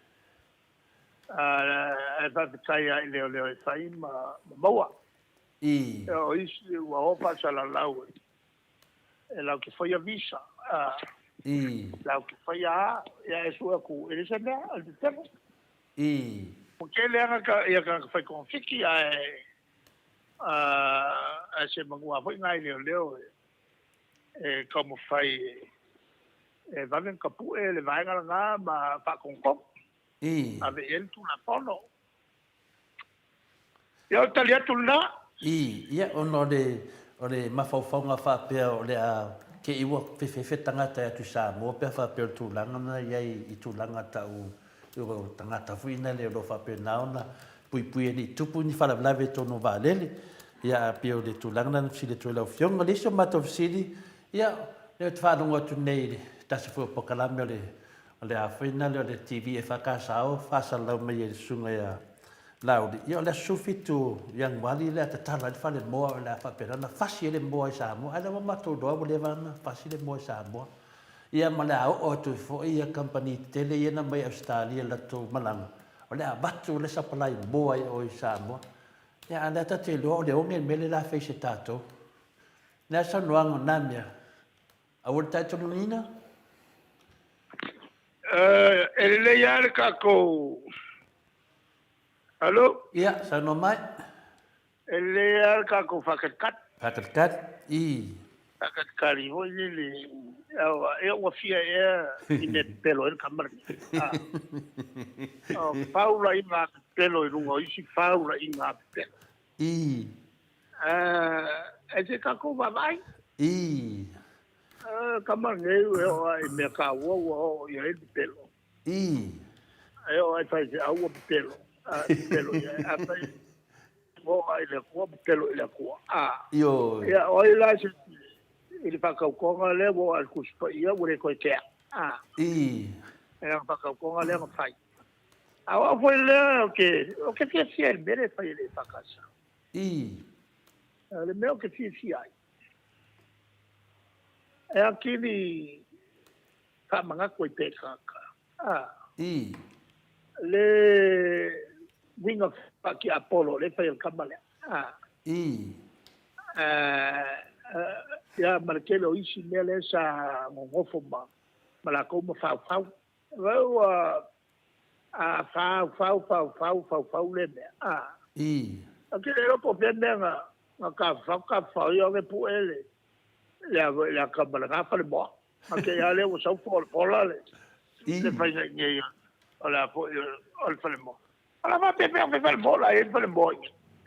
Ole ka fa si mai mo. Aliki mo ya Frank. Le mele le alua e ka fao ma su ku pe mai mo ya la vai Australia yo ke ya ele lo pensa si ka se vai si fa lo so pala ni se tu e so wa o e pu en fa bola e ma ko voi pero le se le alu mai le va e le o mai le se va foi ngā rui ke. Pero yo la mai nga fai unga pule e isikaka. E se fai la fai unga le pule ia malako. Ko kongi mai o ye saule milion al kausanga mo. Milion al kausanga longo. Ya le wo isi wo maka ku ola stato wati nai. E fai se pas. E fu mau le va fela wa. Au to lo a se va fela wa. O ke fa longo kwa o le e ka wa ga po fe el va fela wa. E o le bela nga wa le e alu ni nga e se la mkagalo. A le o fa pule la komba ko I mkagalo le sta we making a ka se le pele se me fa pega o I ma ko fa mo. Ale tulanga la na a me se le fa lo mai o skali. Il fa nga se o la ko ku. E alo ala fa la wa fa o ka fa ke o skali. Wa ele va pe o puia lo con ela o lo uma ka skali le lo skali ngai. Alo nga la fo wa alert le malo. E ka vola fa ke el malo e me so fa wala o lo ka con ela fo. Ma ya le la na fa te ya I me fa pe. Ya, ona o le tau fua o finaro moa watu fafo. Ia la e mo levana kakala fafia ia business moa tupu mai o le tunu pe o sila fia. Ia lesi mea se fa maunia mai o tau fi e ta tonga venga fa vai temi o lefsi mai pola pension matu senga. Po tau fi e pele ai. O le mela nga e le o mangingoa. E le mangingo, Ia la ka o mai su ka o fia la ko ala to nga luenga e le o ko e balanga fa. O me ngai mo kwa le mangingo ke lo me. Nga lu le mangingo ya le o ka kala ko. O le mela le kupo le o le mangingo ba o ele vai ga fast la ko le o fe gum ya. Ia pio se fa mai pipisi tatu atu no to tele o le ni ma fo fau pio mangalo la to ave la to ma fo fau o le si tu danga le si le tu pe lo fionga le te si esen ma nei on mele na sa no ya na nei le tai tolu a fina le tau sanga le visa o na fe na mata mai le visa na lo ye ni si fo tau ai nga fo ya matou nei o mai visa I tai tolu tau sang at fena mata mai ai po la fortu langa na ma foina a sa masane tai tolu masina vai ele tenga sa masainia male minstal vai fafo il fono le sa usuia e tu val Tu va. I. Na fa tala toi lo tato, wa le tato ele amtanga. I. E ngalu ngai o Australia.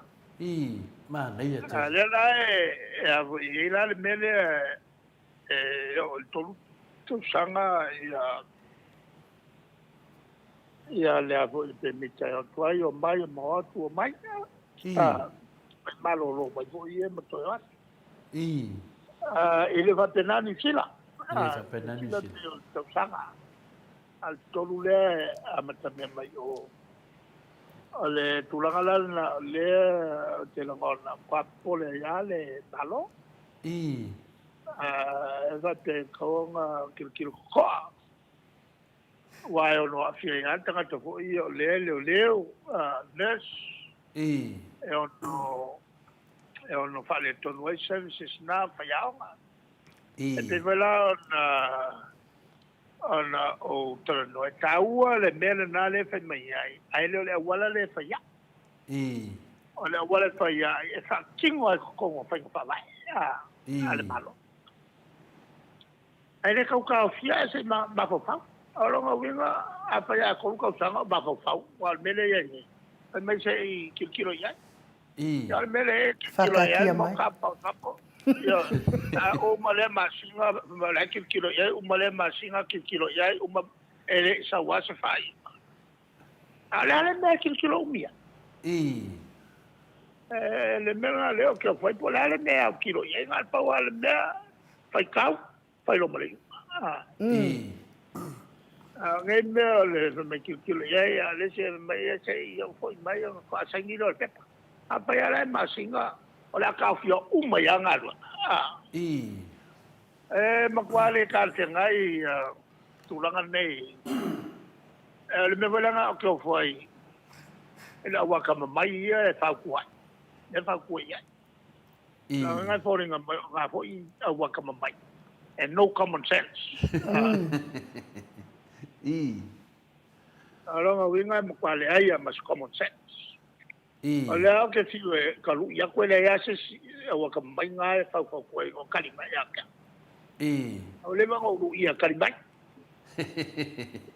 Ia wai le te lu ia tu a le ai va vai a torna le sa wal me finga le sei ma da. E te fiu ala fatari ala ka le sei ma le al me la. Wale la le bela. Apa ya sei ma la. Ya ka pawanga om dia. Kilo ya. Nga wa. Om dia wa ola. Ako nga me ka fu ola au kilo ya. Kele no fia ona au sia se ko lo kilo ka fu ola. Que alu e ku le mau nga e ai lo le ka kai. E maila ma fia maila la vai ma e lo ai me ko fai. A lo ku au vai mau ma ka se ia e ola ma me ka mai lo vai. Tan vai ona o le da sa no wa fiu to du. Ale mai tau le to du li me ba tu se ile ma le la uma la va ngai te du io se ma le ya ale no fu e mai se ile o fiu ngal te si ya ale la wa me fu leta ye wo to se ia la to ya pe yo le pe tu langa na ta dia tu ai o manan fa tati mai ale tiro ya yo la de se sengo tamana e dua tiro ia mal fa tati mai Ale wai lo le ya le me e man ko voi ese la ese ya ki kilo song ye ki ai lo la se ya ki kilo ye ko song ye e ko polom pa ka kia para ya bakit kilo ya la kilo ya e ka wa song ya pe wa ma do e ka kia mai lo le ka kia lo le e nga mango ai lo le sila me lo so lo ko e koe ka payelo e pusailo. Ia pe o le tūlanga nai mafuaina na mato fesilia tu whapea. Ona o tā tele lewa tāri lea, tā tia mai, lea se titilo iai. Ia, ma se i malea, a lewa mai tau atu foi. O tō tele a leo te vai atu wa, o se i rato waa, la la vai mauna waa. La uwhenga te sit. Ia, lesi da mea lea wene, se wa ika lesi lewa lea tu nuwe, popole lava, pe te iwa ia le fina le ia pili whanati po o tulafono whanati ina whai nei e tau fia ilo o whionga te sili o na toe sau noa a wafu i tu langa pio tatu iei temi nei. Ale ase me o iei ni nā tu langa o lo tele lava lau whionga te sili? E amo e le mwhai o se ia mea wa wha balea. Ele kāra pia ngai me whamae makura po. Alara ngā leo ke whakua iai. Toe o e toe a toe solo muri mari ati tua me matanga. O lewa sautua ia tūlanga lea wana na fia foi la fia ngale tata norte side island regulator to say for him when complain for ya tia me se foi ma to pokalame ya no tali mai le official regulator ele ai ya me se fale tono al pokalame moto sa movi ngale tua ya le no five time foi tata noa e ngale avi se fam talanga vinga for pokalame ya per tu langa nai le pete tu sala mal mele lo fio te sili le wa fai tu la fono le wa pate ai le fionga le a fina le pestino famstonga talo fai a pule ai tai tu sala va kama ya Le mkaupunga leo oto i lumba famstonga ya mautulanga ta oto lo se se mta kufape ya fatete ya ya tato tachi se iaro whaiva ia lato te lea le mato mapawhaunga ia e ta upu ma le kaltengai. Ia la. Maro la. Ua lata mai la stemi e whatanua ia tūlanga fōi pe ona lo mai fōi ia le tūlanga lewa whaatea i o rua ma le parimene. Ua lata mai se teimi. O le mata wato stemi nei le masino Januar. Manai. Januar. Ya o le uko kiki ka kumu ya Januar.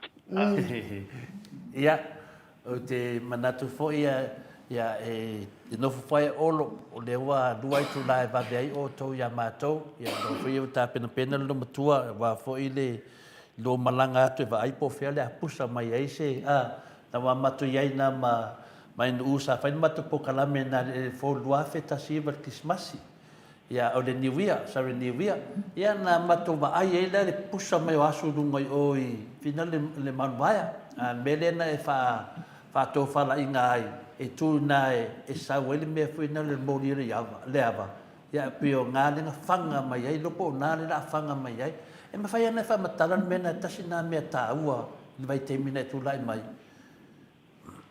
le o lunga ia nalan fai lunga o le tele le ava no tilo matoi tangata ele tau mo atu ai e o mia i tei fai ana na ai mai lo fale ai se foi la to manatu le la ave fai tai va e lo winga la nga ka ko como i kalinga sa wa sa matu fai mo a kirin kaula ve ka vale mai sa na pa no fai valu apo a le fai lunga al mau fa ke o fa mai kilo ai ma to fi to fale ma dia la se foi lá mga kulvanga le ko foi in fera ngo kwai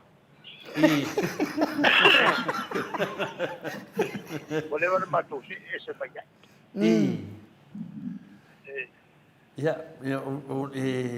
lewa lau si le fia o mai le lava le mamaru le tunu ia lewa toe fo i tua wa o le inisi mea faina la to faia ia o le ae mela faina faia o toe fo i roi tua ia mana ia fo i le toe fo i tua toe a onga mai te whato whalainga a tonu fo i lava le unusai le tunu ia whenga tāle la toe fo i tua lewa sau le onga ia lo nia vanoe te sau noa ai So ia i lupa le tua ma tau tau pau. ia A kongo hoi au kue wa sui hoi ni mangap. Maria lava. Ne il ne ava noa tai o te whamanuia tua i tau tau pau. Pa i o Samoa i o na tafa. A inga malatu tama. tai Tama mainga va pe foi to mo pule to au malatau ai ngai tai man va fonti mari ta pena vo e tu le to ma por utofia e va pe foi ka to la to fila malu su tofia va per le taptol pa fon mai foi il penga malo tuila manua ale fale ang fulu ma no fo mapu ma pa tui ma to ya ma ona le tua ya tatu to fai talo mari ya tu le mai se to sa fo ma luia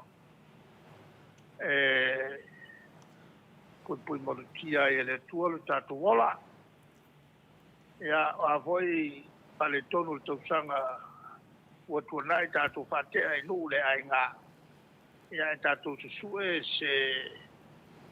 se tūranga fōu mo le rai atu i le lumana. Maria lava. Ia, sa iri le aso atae au ma e rua ia so tātou ai. Ia, voi whale tonu tātou whamagalo. Maria. Awane tātou lansia le leina vase ai le tau sanga fōma le tau sanga tuai. Maria lava. Au te mau tātou loto lita mari ia maleanga tau masui. Ia tātou whatea e nu le ai ngang whale kong. Ia tātou whalau le mana i le loto ni māma. Maria. Tātou sanga fō i le tua na tula fō ina si o tātou tino e vai. oi A me te fōi o le malosia o le tupā te talo. No e la tō wata tō te malua i la tō tālu sanga. Maria lava. A la tō o man whapaia. La tō te osia ia sakrameta, tauranga sakrameta, au alfa e mai ai tātou. E ango i sakrameta ia, e wala mai ai, ia whamanea e tele mo tātou. Ia whamanea mai le tua, ia Samoa toa, la tō umaro whaponfonga mai, ia malutia tātou i ona aolofa. Ia whatea, whamamau ese mo Samoa ni matangi malolosi o fou mai. Ia, mawai pesi vi ingo le tua nei si o le whamamau. Maria. Ia, o le matou kalarana whamania tuai, ma whato whatu fo, i whafonga mai. Samoa i ona i tu e whālora. So i fua mai manuia. Whaftai, ia, lewa whaafonga le atunu whamanuia lau whionga le. E kai sili, ia le nganga, ia whapenao na le whaluaina lau saunoanga, whaftai tere lava mo lo taimi whamai mawina, ia wafo i le tātou pokalame, whamanuia le atua, ia te oe, tamā, ia whangia fo i le atua se tau sang fōu, fia malmanuia, mo oe a me se fo i le tina mano whaalo, ia whapea fo i le mai pau whai le HRPP, whaasoi fuatu tātou pokalame, tātou tue whala i tau sang fōu, Ia, solo male tolo minute, ua te ai nei le. Solo male ono minute, ua te ai nei le tu la fitu i sini au se tālia. Tātou por kalame nā male fionga le taita i sili, ia wha malulua tu foi.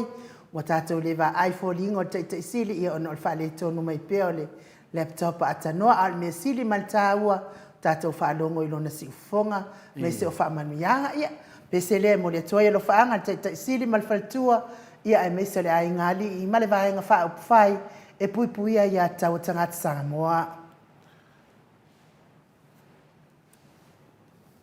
Te loai nu e o sa whai mai orins nia. Ia, malo lava le ona sa i se ia roa kore fua su Amerika ko insingia po feme wo o iai. Ia ai to e whaawa watu le mori o lo whaanga mo i lato uma. Ia oe o lo toi tato lisi pe ona laulau wina atu. Wha malo lava le ona sa i malo wha aftai foi mo ngā luenga le lei uma i tusan o le nei foi tausanga pe ona tato iai. Ia o le ana ngata mai ia le tato lisi mai se koi kukulunga. Ta mai li tātou lisi ia ai moli atu mai a pautalo se walunga wha apea fōi ma le whaletua ia maliu mai. Ia, whamanuia le kirisimasi ia tau e tia ta afuasua ma le tausi ia roini. Pea fōi le tamamatua ia tapua i le whaupe ma le whaletua ma le tausi ia pepa ia tapua i le whau ma le tausi ia pepa. Loto Andorfi o Anestawa manuia lava le tausanga fōu. E se tata mala manuia le tausanga fōu. Pea fo le afionga ia lolo matauama ma le whaletua ia ngafo se fulu pauli manuia le tausanga fōu ia te otou uma. Talione Vitale ma Caroline manuia le tausanga fōu. Rostu le tufunga manuia le tausanga fōu. Pea fo le afionga ia fau muina po wesi tangi lima ma le whaletua ia Tania manuia le tausanga fōu alo whaatu. Pea fo itina matua ia sinao le vaiana. Pea fo i tina ia uri tawai ma le ainga, whaftain manatu mai, manuia le tausanga fōu. Lifaloa afa ma le ainga, manuia le tausanga fōu. Talenga ia le musu ngā uta brown, ma le tausi ia tina, manuia le tausanga fōu. Whapea fo itupa e le vaililingi, mau moa nanu, ma le tausi ia marina, ma le nofua alo, manuia le tausanga fōu. Malulupe ma le whaletua, manuia le tausanga fōu. Sa ili vao ma le whaletua ia perestene manuia tele le tausanga fōu. Pea foi ulungia vai luanga se upule manuia le tausanga fōu. Tamamatua ia se iuri langolango ma le ainga maafuta mai i New Zealand manuia le tausanga fōu mo o tō uma mai. Ia mai se pese mo le toia lo whaanga le fionga le taisili. Ia mai se o wha manianga le tausanga fōu mo le malo le atunuu. Oh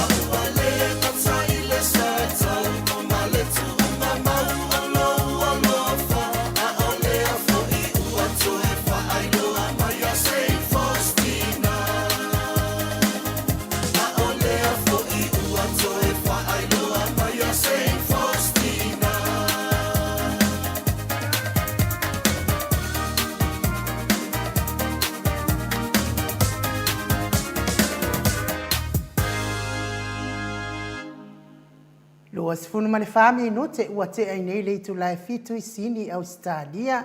Ia o tau sisila mai fo I whātunga mai apostolo ia keremete ma le whaletua ia 5 pātolo. Peo no o tau whaafonga mai fo I vivi inga ma whatufatunga ia o le vi inga lava o le atua. Tau le fo? Tato iai pia I lunga o whamanianga o aso o le kirisimas, o le tausanga fo. Ia, tau le fo watu le avanoa ma o whamanianga. Ia whamanyanga lea na mai I le aunga whapai, ia Paula Banks, mai o Christchurch, New Zealand, mo tātou pokalame, mālo le wholau, I lau whionga le tapau whasina to le whoa, whamalo le whinau, mālo le saili, le whionga pa ia le atua, mālo whori ngā ruenga le lei, whai mai saulo, ia tāwita, e te whaia oe mea sili, ma e mālo pia lava.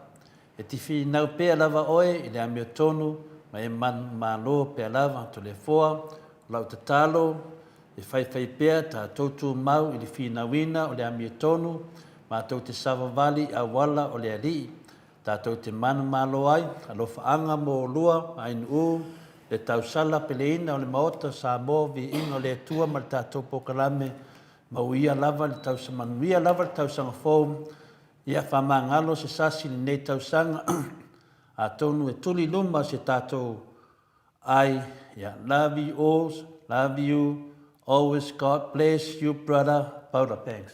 Ia, o le whamanyangana, me le whionga le anga whaapai, tātou Maota, Samoa, Viiga le Atua, ia vai temi fo I o tātou sauni atu mo tau sanga fōu e nu.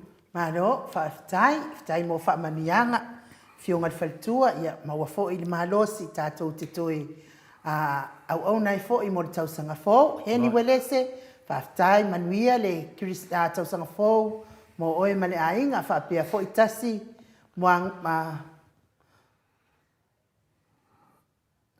fo I tasi, maungatai, tā ele manuia te ele le tausanga fōu mo oe ma le ainga piwiwa, manuia le tausanga fōu, whaapea fo I su, la whaele, ia manuia te ele le tausanga fōu mo o tuala Maria Pleklo, ia manuia le tausanga fōu, whaapea fo I la whionga ia ngafo, mafuta mai, seu malo fereti funga, mafuta mai fo I manuia le tausanga fōu. Manuia, tausanga fōu, tina. Ia fo I SJ wha so o tauloa, ia whawhitai, manuia te ele le tausanga fōu, pea fo I lole sio kāpeli, manuia le tausanga fōu mo oe mane ainga, po pese Sofia, ia manuia te ele tausanga fōu, pea fo I veta Arona, manuia le tausanga fōu, Laila Leo, manuia le tausanga fōu, mo oe male ainga, pea fo ia tato au mafuta mai lungo apio fōlinga, vai auma, va welese, manuia te ele le tausanga fōu, mo oe male ainga, Nas, manuia le tausanga fōu, pea fo I mi ngao le lei, manuia le tausanga fōu, Tita Tuala, manuia te ele le tausanga fōu, pea fo I wili, le ului manuia te ele le tausanga fōu, Lai Mila manuia le tausanga fōu mo oe mane ainga. Pea fo ia whaato e lau sa ili, ia manuia te ele le tausanga fōu mo oe mane ainga. Te le fōa, ia o tatou asoifua pe... Si, matu pasenga fo ito telefa manuia me fo tausanga fōu, e seta whamsanga, ia whamanuia le tausanga fōu, tātou maftanga, Julia Moli, ia whapena fo I whamanuia atu le tausanga fōu, tina ia whamanua ii, whamanuia le tausanga fōu tina, whaftai mo nei tausanga, ia mese fo I e seta o lua mai seta a whamsanga, tele lava lu whamunanga mo tātou pokalame to lima pope, e whaftai, whamunga 4004, lo keni, Julia Molimi, ti Edwards, mato atustusi, Baby Fredin, ma mia lava tātou na fōu. Ia, leo tātou wo lisi tātou pokalame lea ainu. Pea foi le afionga ia tiu manu matua, ma le whaletua, ia ma le nofo alo, manuia le tausanga fōu, whaftai fo i mo whaamanianga, na mo mori mai mo tausanga fōu. Ma se fo i le afionga ia sursuru mai vasa aiva, ia ma le whaletua ia keiti manuia fo i tausanga fōu, le tio umanava o lo tautua ina ai le mamalu o Samoa, manuia le tausanga fōu mo o tau uma. Me se foi por kalame o e o lo o ita mai pea i le Maota Samoa Viiga o le Atua, manuia le tausanga fōu ia te o tau, maua ni loto mamata tau te ngā lulu e whaatasi ai, ia awa le tautua ino le mamalo le atunu, ia awa le tui pātua mai mawai fuar taiminare, a kiri inga mafia fioro upa pātua, mori pala, i whawhetai lava moli, ia pia fo isi o wali i whawhetai le angalei, mai il pokalame mo Samoa Viiga le Atua ia me se fo i Dr. Tuila Epa pe ona mori mai au whaamanianga vi ia le ali o o tatou aso soifua ma aso whailungaina whapea fo i le tuia siva maalie le tuia siva maalie ti tui le tufunga lui liwa mavaenga whaftai tele mo li atu mo onga ma whaamanianga o le tausanga fo ia te olua ai nuu ma le afionga ia tole afoa sai a tole afoa ai mai sele no foalo alofa tele atu mo le ainga whaftai tele vai tovi Filemoni fa manui atu tausanga fo i lua afionga ma le Maota Samoa Viiga o le Atua whaftai tele le mano le atu nuu tato iai pia i whamanianga o tausanga fo ai mo whamanianga fo i mo aso soifua ma aso whailunga ina o le mano le atu nuu i le nei fo i aso tonai ona ile ise tātou pokalame le aso atai au. Mo mua lava whamanianga mo le aso i fua o tātou wali o Yesu Keriso. Ia ai mai se i lātou uma lava o e na so i fua mai i le aso mua te sema se ia o mai le nei aso whaaiu tolu sifunu maltasi. Ia mai se fo i le whetalainga ia ulungia se upule vai luanga na atoalo na 5 sifunu male lua se wule lopo ang ngafi po talatua nafi na atoa 5 sifunu male lua to ina whamanuia te lele atua ia lau whetalainga ulungia maua pea lo soifua malolo ina whaftai fo i langolango malosi mai tato pokalame e ala li whaafonga mai i ia le atua i nata usanga i tele na wai pasi aku mare afa. Wow, e maua. Esi foi le malo le atunu o tu fatasia i sakalameta o fai poiponga ia anga leile atua ma ia fua tele le niu. Mai se foi lato ua uma na fua tele niu ia maua pea le fealofani nonofo ai ia awale tautua ino a inga pe ona iai. To le fua ia mai se pese na tausu fatasi pese o le asfana pese la le usuina mo ilato uma lava na soifua mai le aso mua te sema se ia o mai nei fiafi.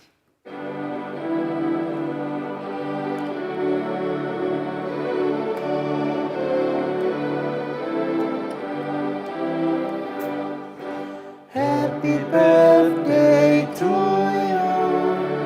Happy birthday to you. Happy birthday, happy birthday, happy birthday to you. Manuia toa sofana, manuia toa sofana, manuia toa sofana.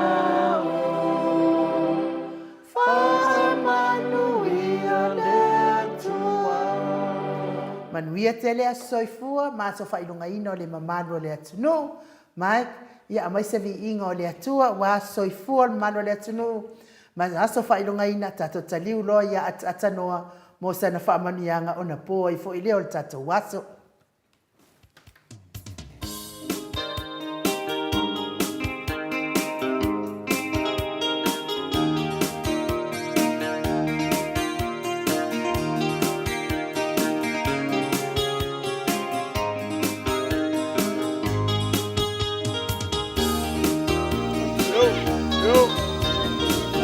aso ngai momoa.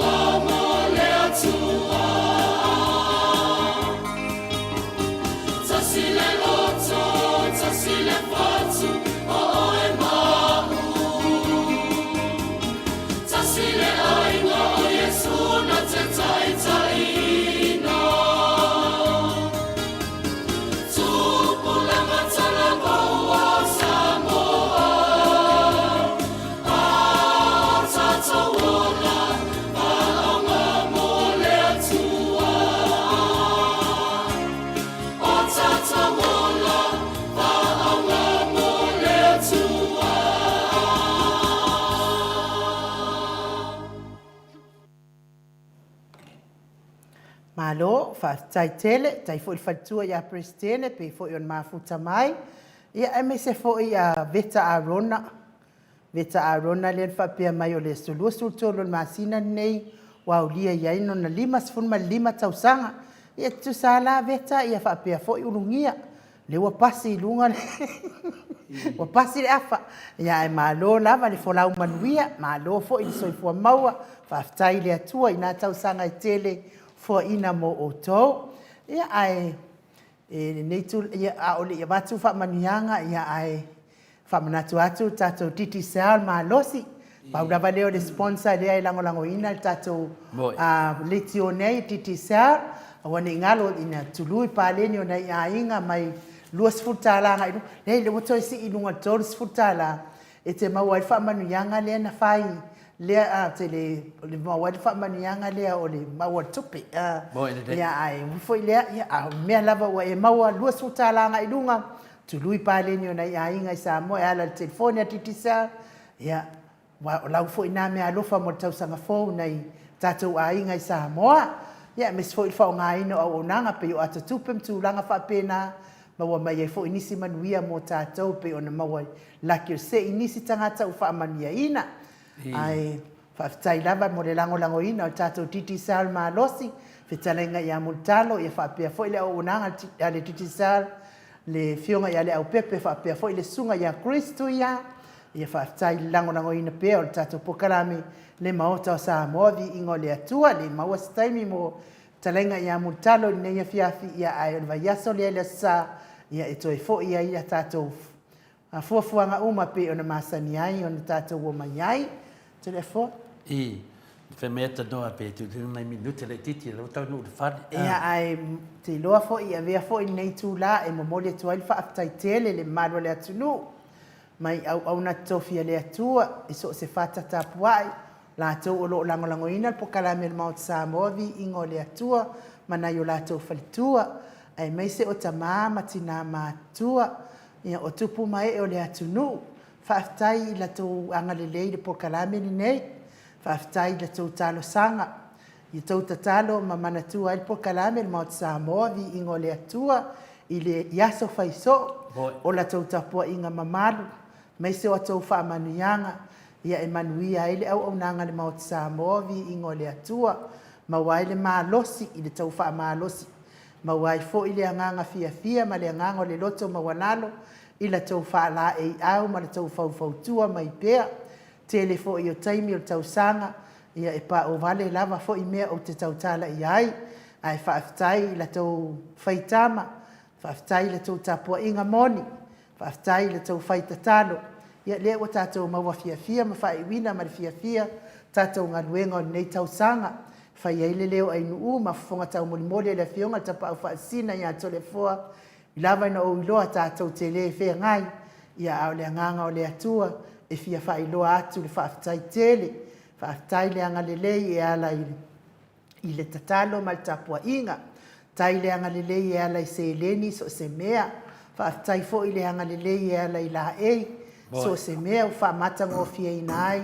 Le por kalame e maise o ngā luenga e whai ei totonu mawhafo o le tātou ofisa nei. Ia maise fo i o mā lo tau nuu mai. Tau te le wha vai lava. Ai lava ona wale ai lava se mea ua maua nā taimi. A o le tau wanganga tau te fia tau tua mo le Maota Samoa. Inga o le tua malangolango ina so se mea. Mo le atu la alfa aftai tele e le o maua i nei.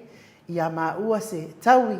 Ia o le atua pule tele ia nā te whaatutumu mea ua whaangau ina. Ono o tau wangalei ma le tau alofa le Maota Samoa inga o le atua. Manana au nanga nei tau sanga. A whai fo i wai eise sasi. Tele fo i lape.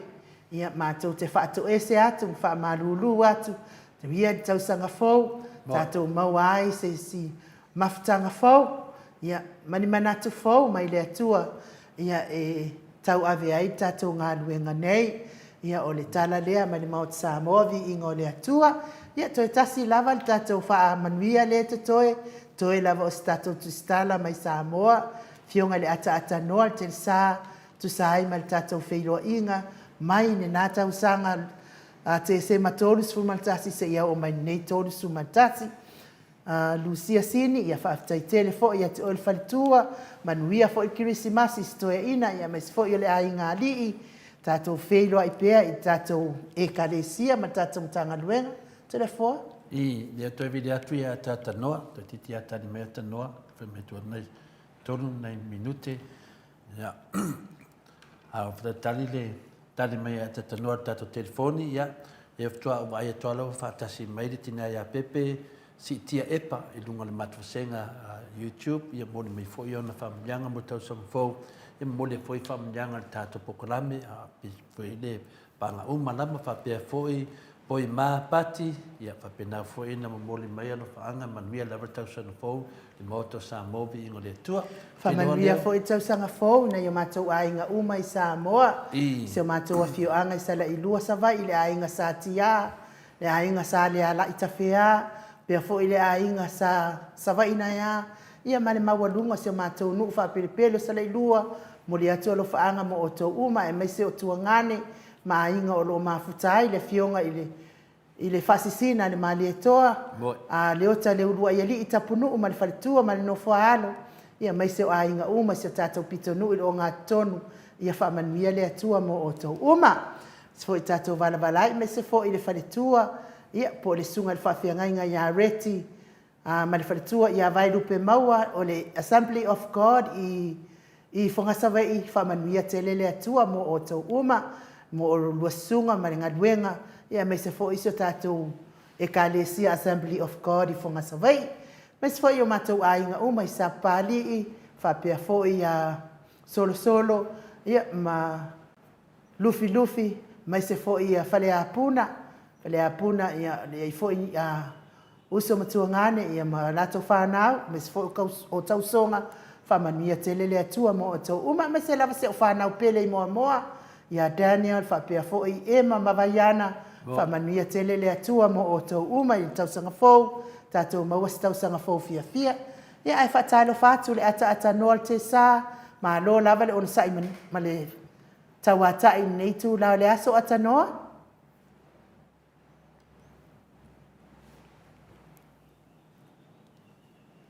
Your message has been sent.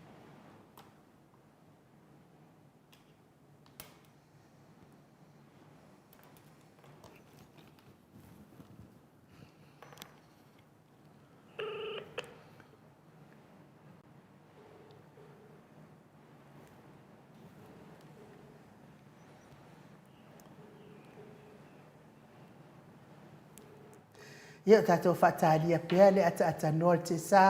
Ai mai, ia mai se vi ingo le atua a tonu atu titi sa uni mai le ata noa te sā.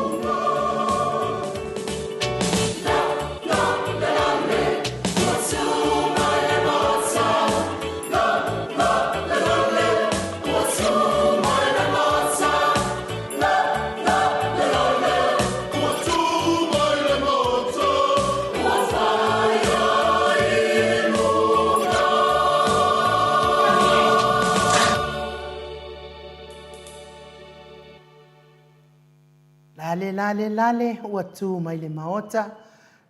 Viiga o le atua saunia le ekalesia me totisi Samoa. So whaatasi mai sini au se tālia pe ona o tau silasila mai mo mai ai po ina ni Maota Samoa o viiga o le atua.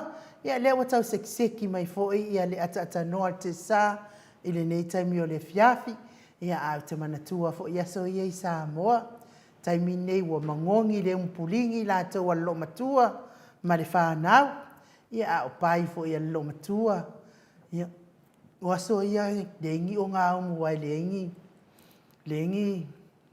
le mawangi o ngā umu pi ngi ia so ngā kukama kua kulale o ngā umu ia so ia onai a inga fo ie whailato o ngā umu fo ie mo meo kālone ia ngā maila ia le keu wha leima ma kafu roa whawhia ia o ina lai ngā o siel pai man kukai le pai man keke male ia se wanga ngala pulingia ma kongu ola mon morkelo puling se wanga ngala pulingia mwhainga saka mwhainga kao ia o keke mpai ia e mga o mia la inga e whaile puling e ngufia la le ainga e whailato o ngā umunga e solo ia tangata fo ia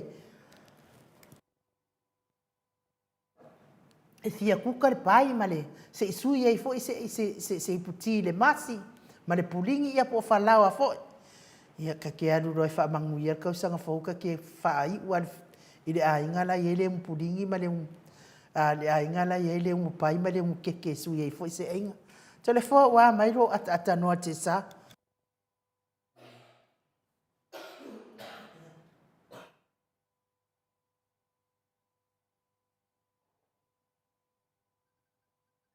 e wa mata na so mai tale o tau sanga tuai o le tau fa filo ia tu tau sanga fo ia o tau seki mai pe le tatu ata no te sa wa fo isan fa manianga masana sau noanga muli Joshua lusa ia manuia fo le a fo le tau sanga fo mo oe ma le ainga pia fo ia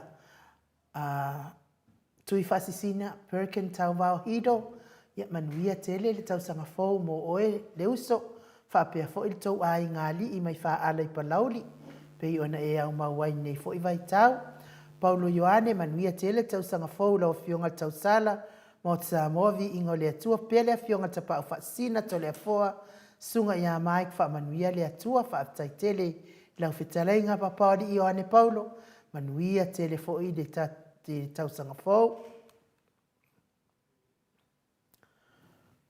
ya talua leu a mafuta mai le ata noa te sa le wo baba ai tua i lunga le la le mai fo le ata noa te sa le wo umala le aftusi le wo wa koe sauta taude ina me tuai ya malo lava le soifua manuia ata noa wa umama tau fa manuianga ya fa pena foi ia fa manuia tu lava e taliatu wa sau noanga fa manuia ai tau sanga fo mo le mamalo le atunu ata noa ya fa malo fa tai ya anu ya fa pena foi ya le le fionga tole foi le foi tu lao le fiafi mo fa ta lo fa toi foi ele sunga ya mai ele fa ngaloina lava foi ya tato paanga masan na yo tato tamama tina matutua ya ele ngata i leo le lave lo le tato tunu ele ngata o lo la le tutonu au Australia ya fa pena foi ya New Zealand o America ya o Samoa nei ya ma so se vai ngole lo rangi lo mau mai ya tato fa sala longo ia ele nei foi tu la o le fiafi ia le lofa maleanga le lei o le lofa maleanga le lei o le tu ele nei vaenga o le fiafi ma lo le soifua ma le langi ma mai le tato tonu ia o faftai ia le na ua mai atu seisi vaenga o le tato por kalame foi ia ma le fionga foi i le tetai le sunga ia tu le pasai lele ma le ngoi ia e pe foi ona mafuta ile nei tu la o le fiafi ia ua mai foi ana matu ana whaamanuianga i lo tātou tunu i so se tafo le nei la lorangi o lo whai ona mau mai tātou whaasalalonga i le nei tū nao le whiawhi ai malo lau sunga e nuu whapena foi lau whionga tole a foa ma le sunga ia mai ki le nei vaenga o le whiawhi tātou tūlala tapea i le taunu mai o le tātou le tūlai mai ia o le tausanga fōlu a whirua tonu ma lo lava le soifua le nei whiawhi Malo, whaftai lau fionga le ata noa te sā. Yo le whatu ato e mawatu lau vido. Ia ua uma tato tata noanga ma le fionga taitai sili. Ia al mea sili, ia lea ua tato toi whaai uma i lau vido. Ia tu sa fo i ma le amatanga o tato maftanga. O lo moli mai alo whaanga o tris le musu ma au le leota. Whaftai tele lau fionga tapa au whaasina to le afoa. Whapea tau sara Maota Samoa Viiga le atua I lau fionga I linga noa. E le whaangaloina fo I le tatou insinia lau sunga mai. Le se luatu ia ai of anganga whaafitai. I la o tau au onanga a wari whaafonga ana yo tatou tangata Samoa I tawha e fia o ke lope. Ma lo le whai o le whaiva. Ma lo le tau tua atunuu. Lo whaanga whaamanianga o le tau sangafou mo paanga lava. Ale Maota Samoa Viiga le atua. O lo whaanga na o lo whanei manuia tele sauni atu. Whawhiloa I lua whelua tolu. Whamanuia le atua lo whatele atu. Whaafitai tele lava. Whapea foi a Robati pi lua manuia le tau sangafou. Talia Smith ma lo le fonga manuia le tau sangafou. Maota Samoa Viiga le atua. Pe ato whaoa manuia tele tau sangafou. Tato por kalame God bless. Ia o mātua lo whaanga na lau fionga le ata noa te sa o mwhai ona maua mai mo nei taimi. Ia e watu le awa noa, e ise si mea e te toi fia sau noa iai, po i e fo isi tala fou o e sauni, a toa i fo I mau whamanianga o tau sanga fou, mo le mamalu le atunu ata noa. Ia, malo whaftai a anu, ia tūranga le nā lera tātou wanga iai, ia wale tilo atu, ia leo toi sfultolo minute o na tade o le sefulu, I Samoa nei, ia au te langona lai toi la tare valu ia fo I sini Australia, nei tūna o le fiaf, ia sidei na wha pesa mātou tala, o le ala watu tātou tala fau, ia na wha ua waile le tātou proklami, ia ma wha mutai loa I le nei fo vaenga o le fiafi, ai nuu. Ma loa whaafitai, ia sau noa ia lau fionga.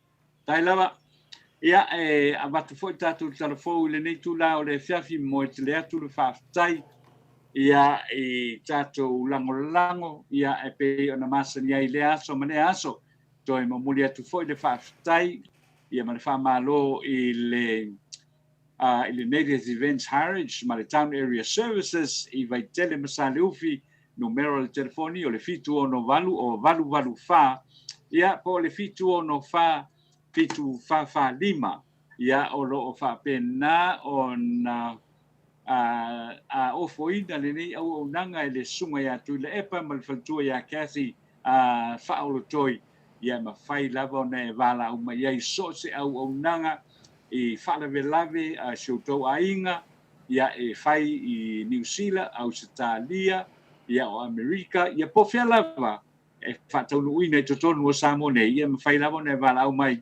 I le sunga ya tu le epa ma faltua ya kasi ia po se si fo yo le au fainga luenga e vala au mai le fitu ono valu o valu fa ma le fitu ono fa fitu fa lima molia tu fo le fa tele lava le sunga ya Miti Edwards ia ma le au lango ma lava a le vainga fa pu fai pui ya tau tangata le HRPP supporters group e mole pone e au Australia ai o telefon o le tarafou fai u fo I lea le nei mo le tausanga le nei le astonai tol sfulmantasi o te semanua felua se fululua.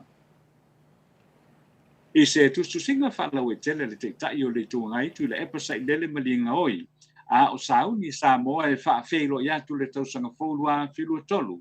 Wa fautua I nei fo e tu le epa le whainga malo le wha tua I le tua Samoa tasi e le matua I te tau lea o na tai mua. E le whaamamalu ma le whaamanatuina o le tūlanga mawulunga o Samoa ua iei nei o le atunu e mua I susulu iei le malama o le la o le tausanga fau le nei lua whelua tolu na ia whaalua, na ia whaalia e matua I tatau fo I le malo le whaatuatua I le atua Samoa tansi na whaatino ni suinga le lei e iai ia le whaia o whaate inga le lei le vala au te vai aso mo tau sanga mo le file mu mai faia ni tau tinonga e le toi faia ni fa matalanga e pepelo ma tau fa se le toi to e se fa soli tu la fono ni meto tino le tunu tau sia tau tinonga e faia I tangata ave ese fainga pio le e ave ai ia no I tangata fainga luenga e le anga va ia va no fainga luenga matalia a fautuanga a komiti e whaatala no ina ngata mo avanoa whainga luenga, mo avanoa I ngā luenga, mo matanga luenga le whala potonga ale malo. ua whaamania mai ko misina o le matanga luenga o leo mfale pui au apa au longo Tino Filippo o le i lea ua mōlia i le whasio tangata whaamoina o se tangata sa vea mua maari i leo o le matanga luenga pe tai na whaamalo sia la na whaamawaenga mai le matanga luenga ona ua amata na sua ina o ia manisi leo lua se fulu i salonga o le whaatawina lea po o le whaongaina whaasori tūla pono o vaila au whaasaina o le li leo le nei o Edward Fanueli ua mōlia nei e leo i le whao o maniu le tamaitai leo o mele la pana lea na maniu i le vaveao o le aso kiusimasi le whaamaonia mai ei fo'i o le manua i le ao o le tamaitai o mele la pana na mafu ai le maniu o le tamaitai leo le nei. Ua le pata ia malo sinei e lo ofisa lo ia le fionga au mua ming leng wai le mamalu o le atunu o lo lobi ma whatawina me tō tino e patino tonu lava e le au laka piliki a le toa Samoa e le ngata o Samoa nei ai o atunu ufo i fafo o me tō tino a e a fiai o futino po mitiafu ma o fuwai ua mai o na lomi ai yata o le logo ma fua a le toa Samoa i le whaasaralaunga whaalau e tele mai le ofisa lo ia o lo lapati tai ai o le amolia so se tangata ma so se pisinisi o lo mina ma whaata watu ia o futino ma o fuwai ta alo i le mamanu o le atunu o lo whaamanino mai i lea whaasisilanga whaalau e tele a whai na o i whaatino lea whainga e matua i te tau lava o na mua ai whasota i atu le la kapiriki i Samoa e saini se malienga mo le atulanga e au whiai se malienga e tutongi ai le 20% o tupe maua mai le whaatau inatu o nei mea tō tino o le laka piliki a Samoa.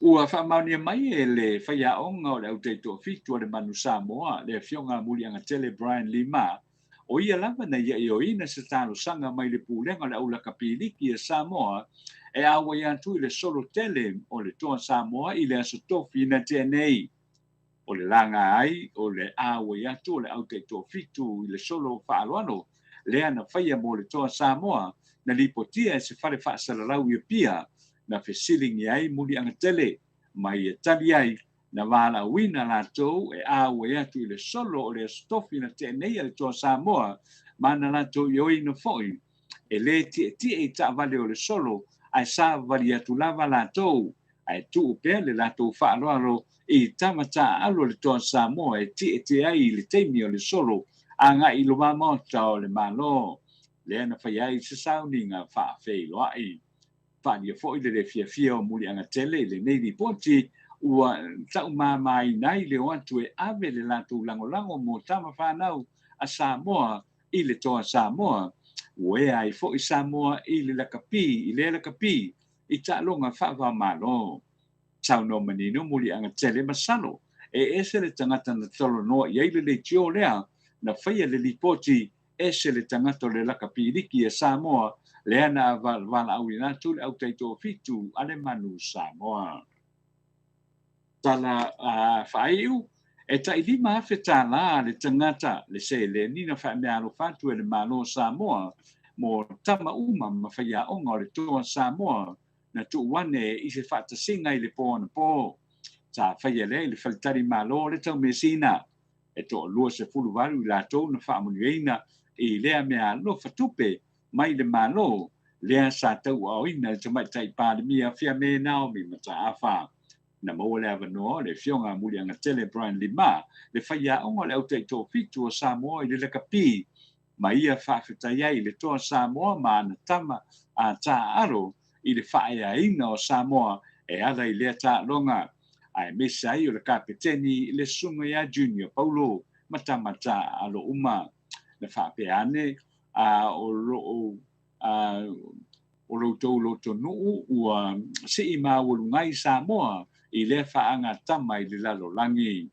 Tau noa whapitoa muli anga tele i le au atoa ai mese i le li isfuri wa tausanga o le toa Samoa le sunga ia Joseph Swalii ma ia whawhitai ai o le taalo le fo ia lo le tunu i le au le to Samoa ma wo ia fa mo ai Samoa ai le o le tunu ro ta alo ai o Australia na fia fo i lana tau talanga lana whaafitai e le au si ma le au laka pi tai tō fitu mo le la tō fo i sao i tā longa Samoa mo le nei tau sanga ma le tuina o tā longa Samoa i lunga i le masalafa o le so na malanga tuai ia le au e a sia savai o na taliu mai lea ma whaatasia tu le sauni ngā lon tu tai au ale e whakasa po le kalisia whaaputong ke siano i sa napu matari malo ai le e kalisia i se tona ai le toi taliu le whainga malanga i le asunga fua o le vai aso fau o le aso mua Januari lua afe lua sefulu ma le tolu. Ia, ma tu whane nei awa noa e wha amanu ai le tua i le wholonga Samoa i le tausanga fau lua afe lua tolu toi nā i tū la i ana tātou tau nuu lea iai wha amanu i te mā ma tina mā tutua wha amanu i whaawhenga i ngā taulangi mo la tō whale tua i so se whatawhai taulanga wha amanu i fo i le paia maulungo le tunu i ona teitai wha le mālo wha le tala lelei nuu mā whioanga wha pēnā fo i tūpung tamani le upenga launga i o whale tua matausi le mālo si o nuu au ngā whaapae le lau tele o le tunu ma lau whaafonga whaamanuia le tua i le nei tau sanga lua whenua tolu o le atau a mata pa tu maupea ana whaamanuianga wa i le malo si i lawa se inga o Samoa i le nei tau sanga fau le a mata i le whiawhinei lua whenua tolu tu maupea ana whaamanuianga i lungo sio tātou tunu whaamanuia tu foi le sunga ya Miti Edwards ma le nofo alo whaamanuia tu foi le tau sanga fau le sunga a peni mo tonu ia malfantua i Australia whaamunianga ia mo meinata a Crichton ia o le whanau ia Hope Crichton, Elena Crichton, Lindley Crichton, Jane Crichton ma Sarah Crichton ma Faith Crichton Mese foi ia Chris ma Cherish Brigham ma Lemele ma Rocky Andrew ma Jazz ia ma grandchildren o malava ia o ro fa fonga mai i New Zealand i le nei vaenga o le fiafi manuel kiusi masi ia i le sunga ia maka memory ia i vaitele happy new year for ia tai po malama brown ma mel ma le fanau i o kilani ia sunga fo ia Neville Brown ma vengi ma le fanau i o kilani Amuria foi le tua i lo fionga tole a foa, ia o le nofo ano, ia mese foi le sunga ia anu i le nganoa, ma o foi alo i le nei foi kius tausanga fo le a tātou wanga. Ia le sunga foi ia mai tole a foa, ia ma le ainga, ia malo, ia manuia foi ia le tausanga fo, ia tātou whanoa noa manu i le lofa ma le ang le leo le tua, i le nei foi tausanga o le a amataria, manuia le tausanga fo, ia matou te whatua wham wha soifo atu. Ia mai samo nei le foi vaenga o le fiafi anu to le fo. Mano, whaafitai lau fionga le ata noa mo tātou talafou. Mes fo whaamanuianga ma lo whaanga mo tausanga fou. O lo moli atu fo ia lo whaanga o urungia se upule. Vai luanga i lau fionga le ata noa tisa. Whaamanuia le tausanga fou lau fionga. Ia mese tātou tina o mele. Ia masio uso foi o le mau o famanianga na mai ulungia papea foi SJ fa aso tauloa manuia tau sanga fou ata noa i lawa fionga mane ainga fa pena foi o SJ fa aso tauloa manuia foi tau sanga fou mo oe mane ainga fa pea foi Sina Burton a jang alo fatele mo atanoa fa pe lua fiong ai no uma tole afo ma Mike manuia tele tau sanga fo ma lo tau tua fa pe fo ia taliniki ia Blue Heart langoina tato HRPP va yauma va welese manuia tau sanga fo atanoa veta arona na fo wa ave i sa fata ona ole pa lota la ititi lea la fai manuel tau sanga fo pe fo i seu malo fereti funga happy new year atanoa ia pe ia le ao na me uma fai mai ia papa stui ta tole fo ia pe o le tulanga la vo famnyanga le a whena le mo le tausanga fau a tatanua le o sa o meira o video ma vai atu lunga le TV ia pe o le tulanga na e whena le ia e whena le ia le o tātou whafonga fo i whamanyanga fo i le whionga fo i le tātou tusitala a whamoimoina po tātou tusitala whamaoni lo whapena o na mea tātou tala mai Samoa ia o aso anei o aso nei whai meito ina o aso upu a tatanoa Padi rapa, tau no. Tele ima fo fonga ia le whapena mai fo ia sione haitang ia manue fo tau sanga fo ia tole foa mai nu ia me se fo i le pa ia la silasi no fo alo fa malosi mo tātou poklame vi atu i le atua ia o inai tātou ia whapena fo i ma tātou porokalame o le anganga mo lunga ia wo fio soi mai mo le vasenga i dunga e tusi ele kata foi nale le fale una atu ai tusi le e fa ma wina i lunga o penga te fai langi e o aso mai aso Madi ia o i foi e do e foi Madi rawa tiro mai li si tu la langi a tata noa mai i vai to la o Madi. mai a tata noa wa mene e fa penana o nisi fai tala o nisi ia mai sele e mo savali fa sa ai wa le fai savali ai ia le a lo ia savali ia lau tātou wa ai atu ia wa maloki a le whiona le atatanoa te sa ma lo fo i lau whiona le atatanoa te sa mo le ia te mi tātou te mafuta ai te mi whai fo tātou pokalame ia me se lava lo ma losi e te su o le whiona te taisili ia o lau tautua e le ngata tātou pokalame a lo e tautua ina le atunu ma manu le atunu a me se to telo le atunu e fia whaangonongo fia whaafonga le si fonga me se fo ia fo dinga vai ale fionga le te sile tu le epa ia wa ale ai nei lo aftusi dai mo lo fionga e te fa malo si o ia ale ala mai le se me alo fa ma to mo lo fionga o lo e fa penana e tau tua lava i lunga lava ia o le tulanga fo i fa mnyanga le tu tu ina tu i lo fionga ia no fa ile se tala to le fo ma sui fo yo ai no nei e me se fo le au fa fonga ia moli te foi no fa fa pito lava e do filme ta no te sa tele nyanga mai ai me se te mi te suma ia fe ta to telefo ia e ai pe au fo dinga ata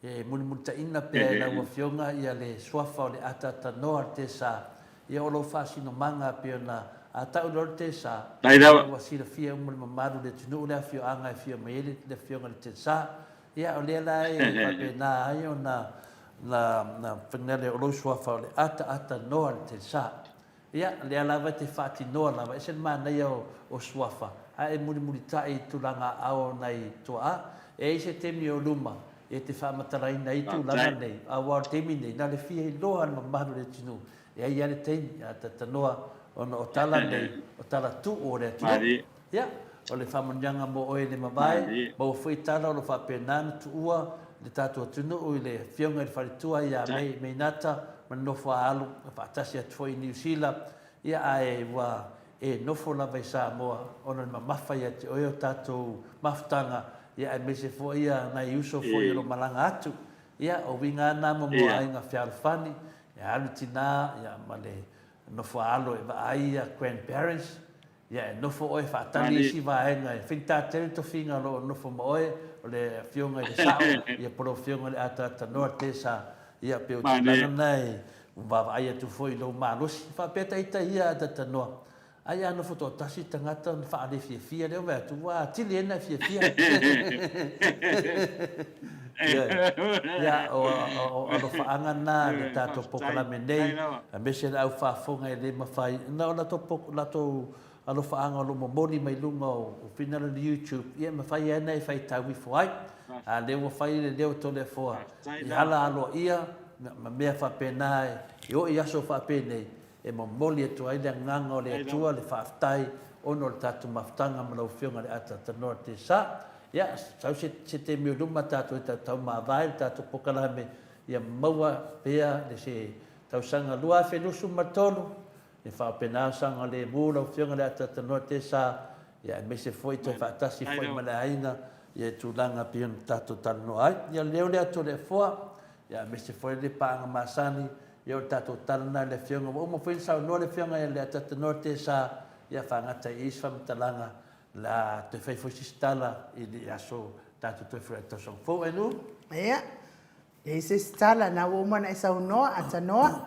Tala na tato toi whailoa I le tato malu tai au le asolua pe apule alofa le atua I mole ati ailo soifua ia o lo manue foi malo faanga se malo fereti funga na ni fa time mo ma ua mis foi lo fionga le ata no te sa pe foi ia James Haight Bernard ia lo fa manuia mai foi mai Utah lo fionga le ata noa mis foi ia Christina Brown fa ia tu foi tato fai news ia ata noa manuia tau sanga fo ia te oi mane a inga ia ata noa ia le se si pe se si meto fi sa no ia tato tau mawa ia mo nei taimi. Ia, mano whaftai nu pa ta ho sang no ngalo fionga to le po tu sai male. Nei tu na fiafi ia o tele I alu ese uia mo le il tato matanga le nei tu na o le fiafi. To e mo mo ia tu ane whaftai ma le wha mano ma wha manu yanga o le tau sanga po lua fe lua spul tolu. Ia ila to malava o lo o fai pea ia le tato proclame mala to paanga. Ia I le aso ma le masina ia ma le foi tau sanga o tau fa mai alo fangia le tua ia lo tato nofo vala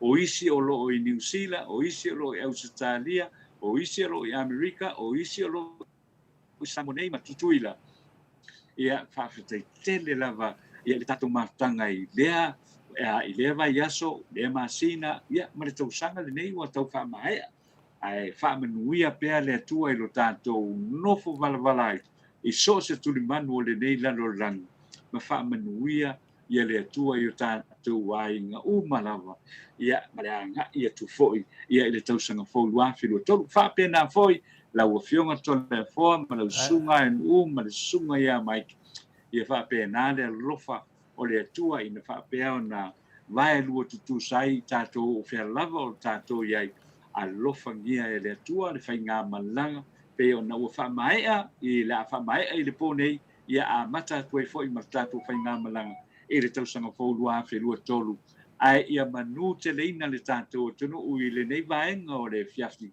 I lau whaafonga Samoa ia tātou wheloa I fo I pe o na saunoa ai nu ui le aso lua o le vai aso nei ia a mata tue fo I le tātou maftanga whaapolkalame ia I lunga o le Maota o Samoa ia Viiga o le Atua ia pea ona whaafonga mai ai I le aso ia malea vai aso ia mai masina unanga umalava whapena ai whaamanuia le Atua I la wasinga umalava o le neitu la o le fiafi maua se whainga malolonga topi le mua o le tātou tunu I le nei foi po ia ai fa soi foi ia lo fionga tole forma lo sunga u le nei vaenga o le fiaf ia ma le laro langi o au fa fonga le tato proclame Maota Viiga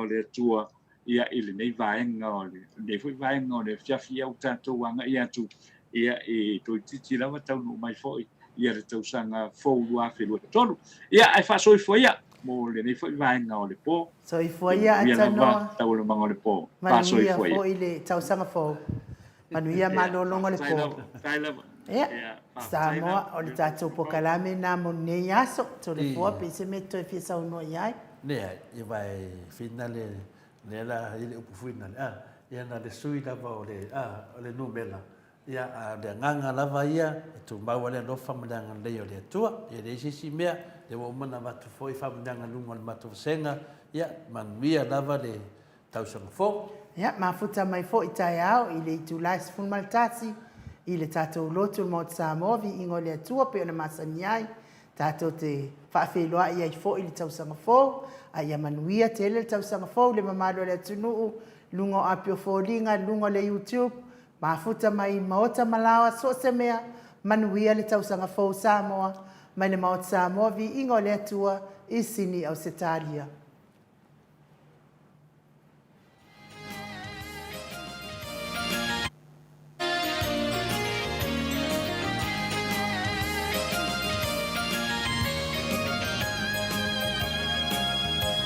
What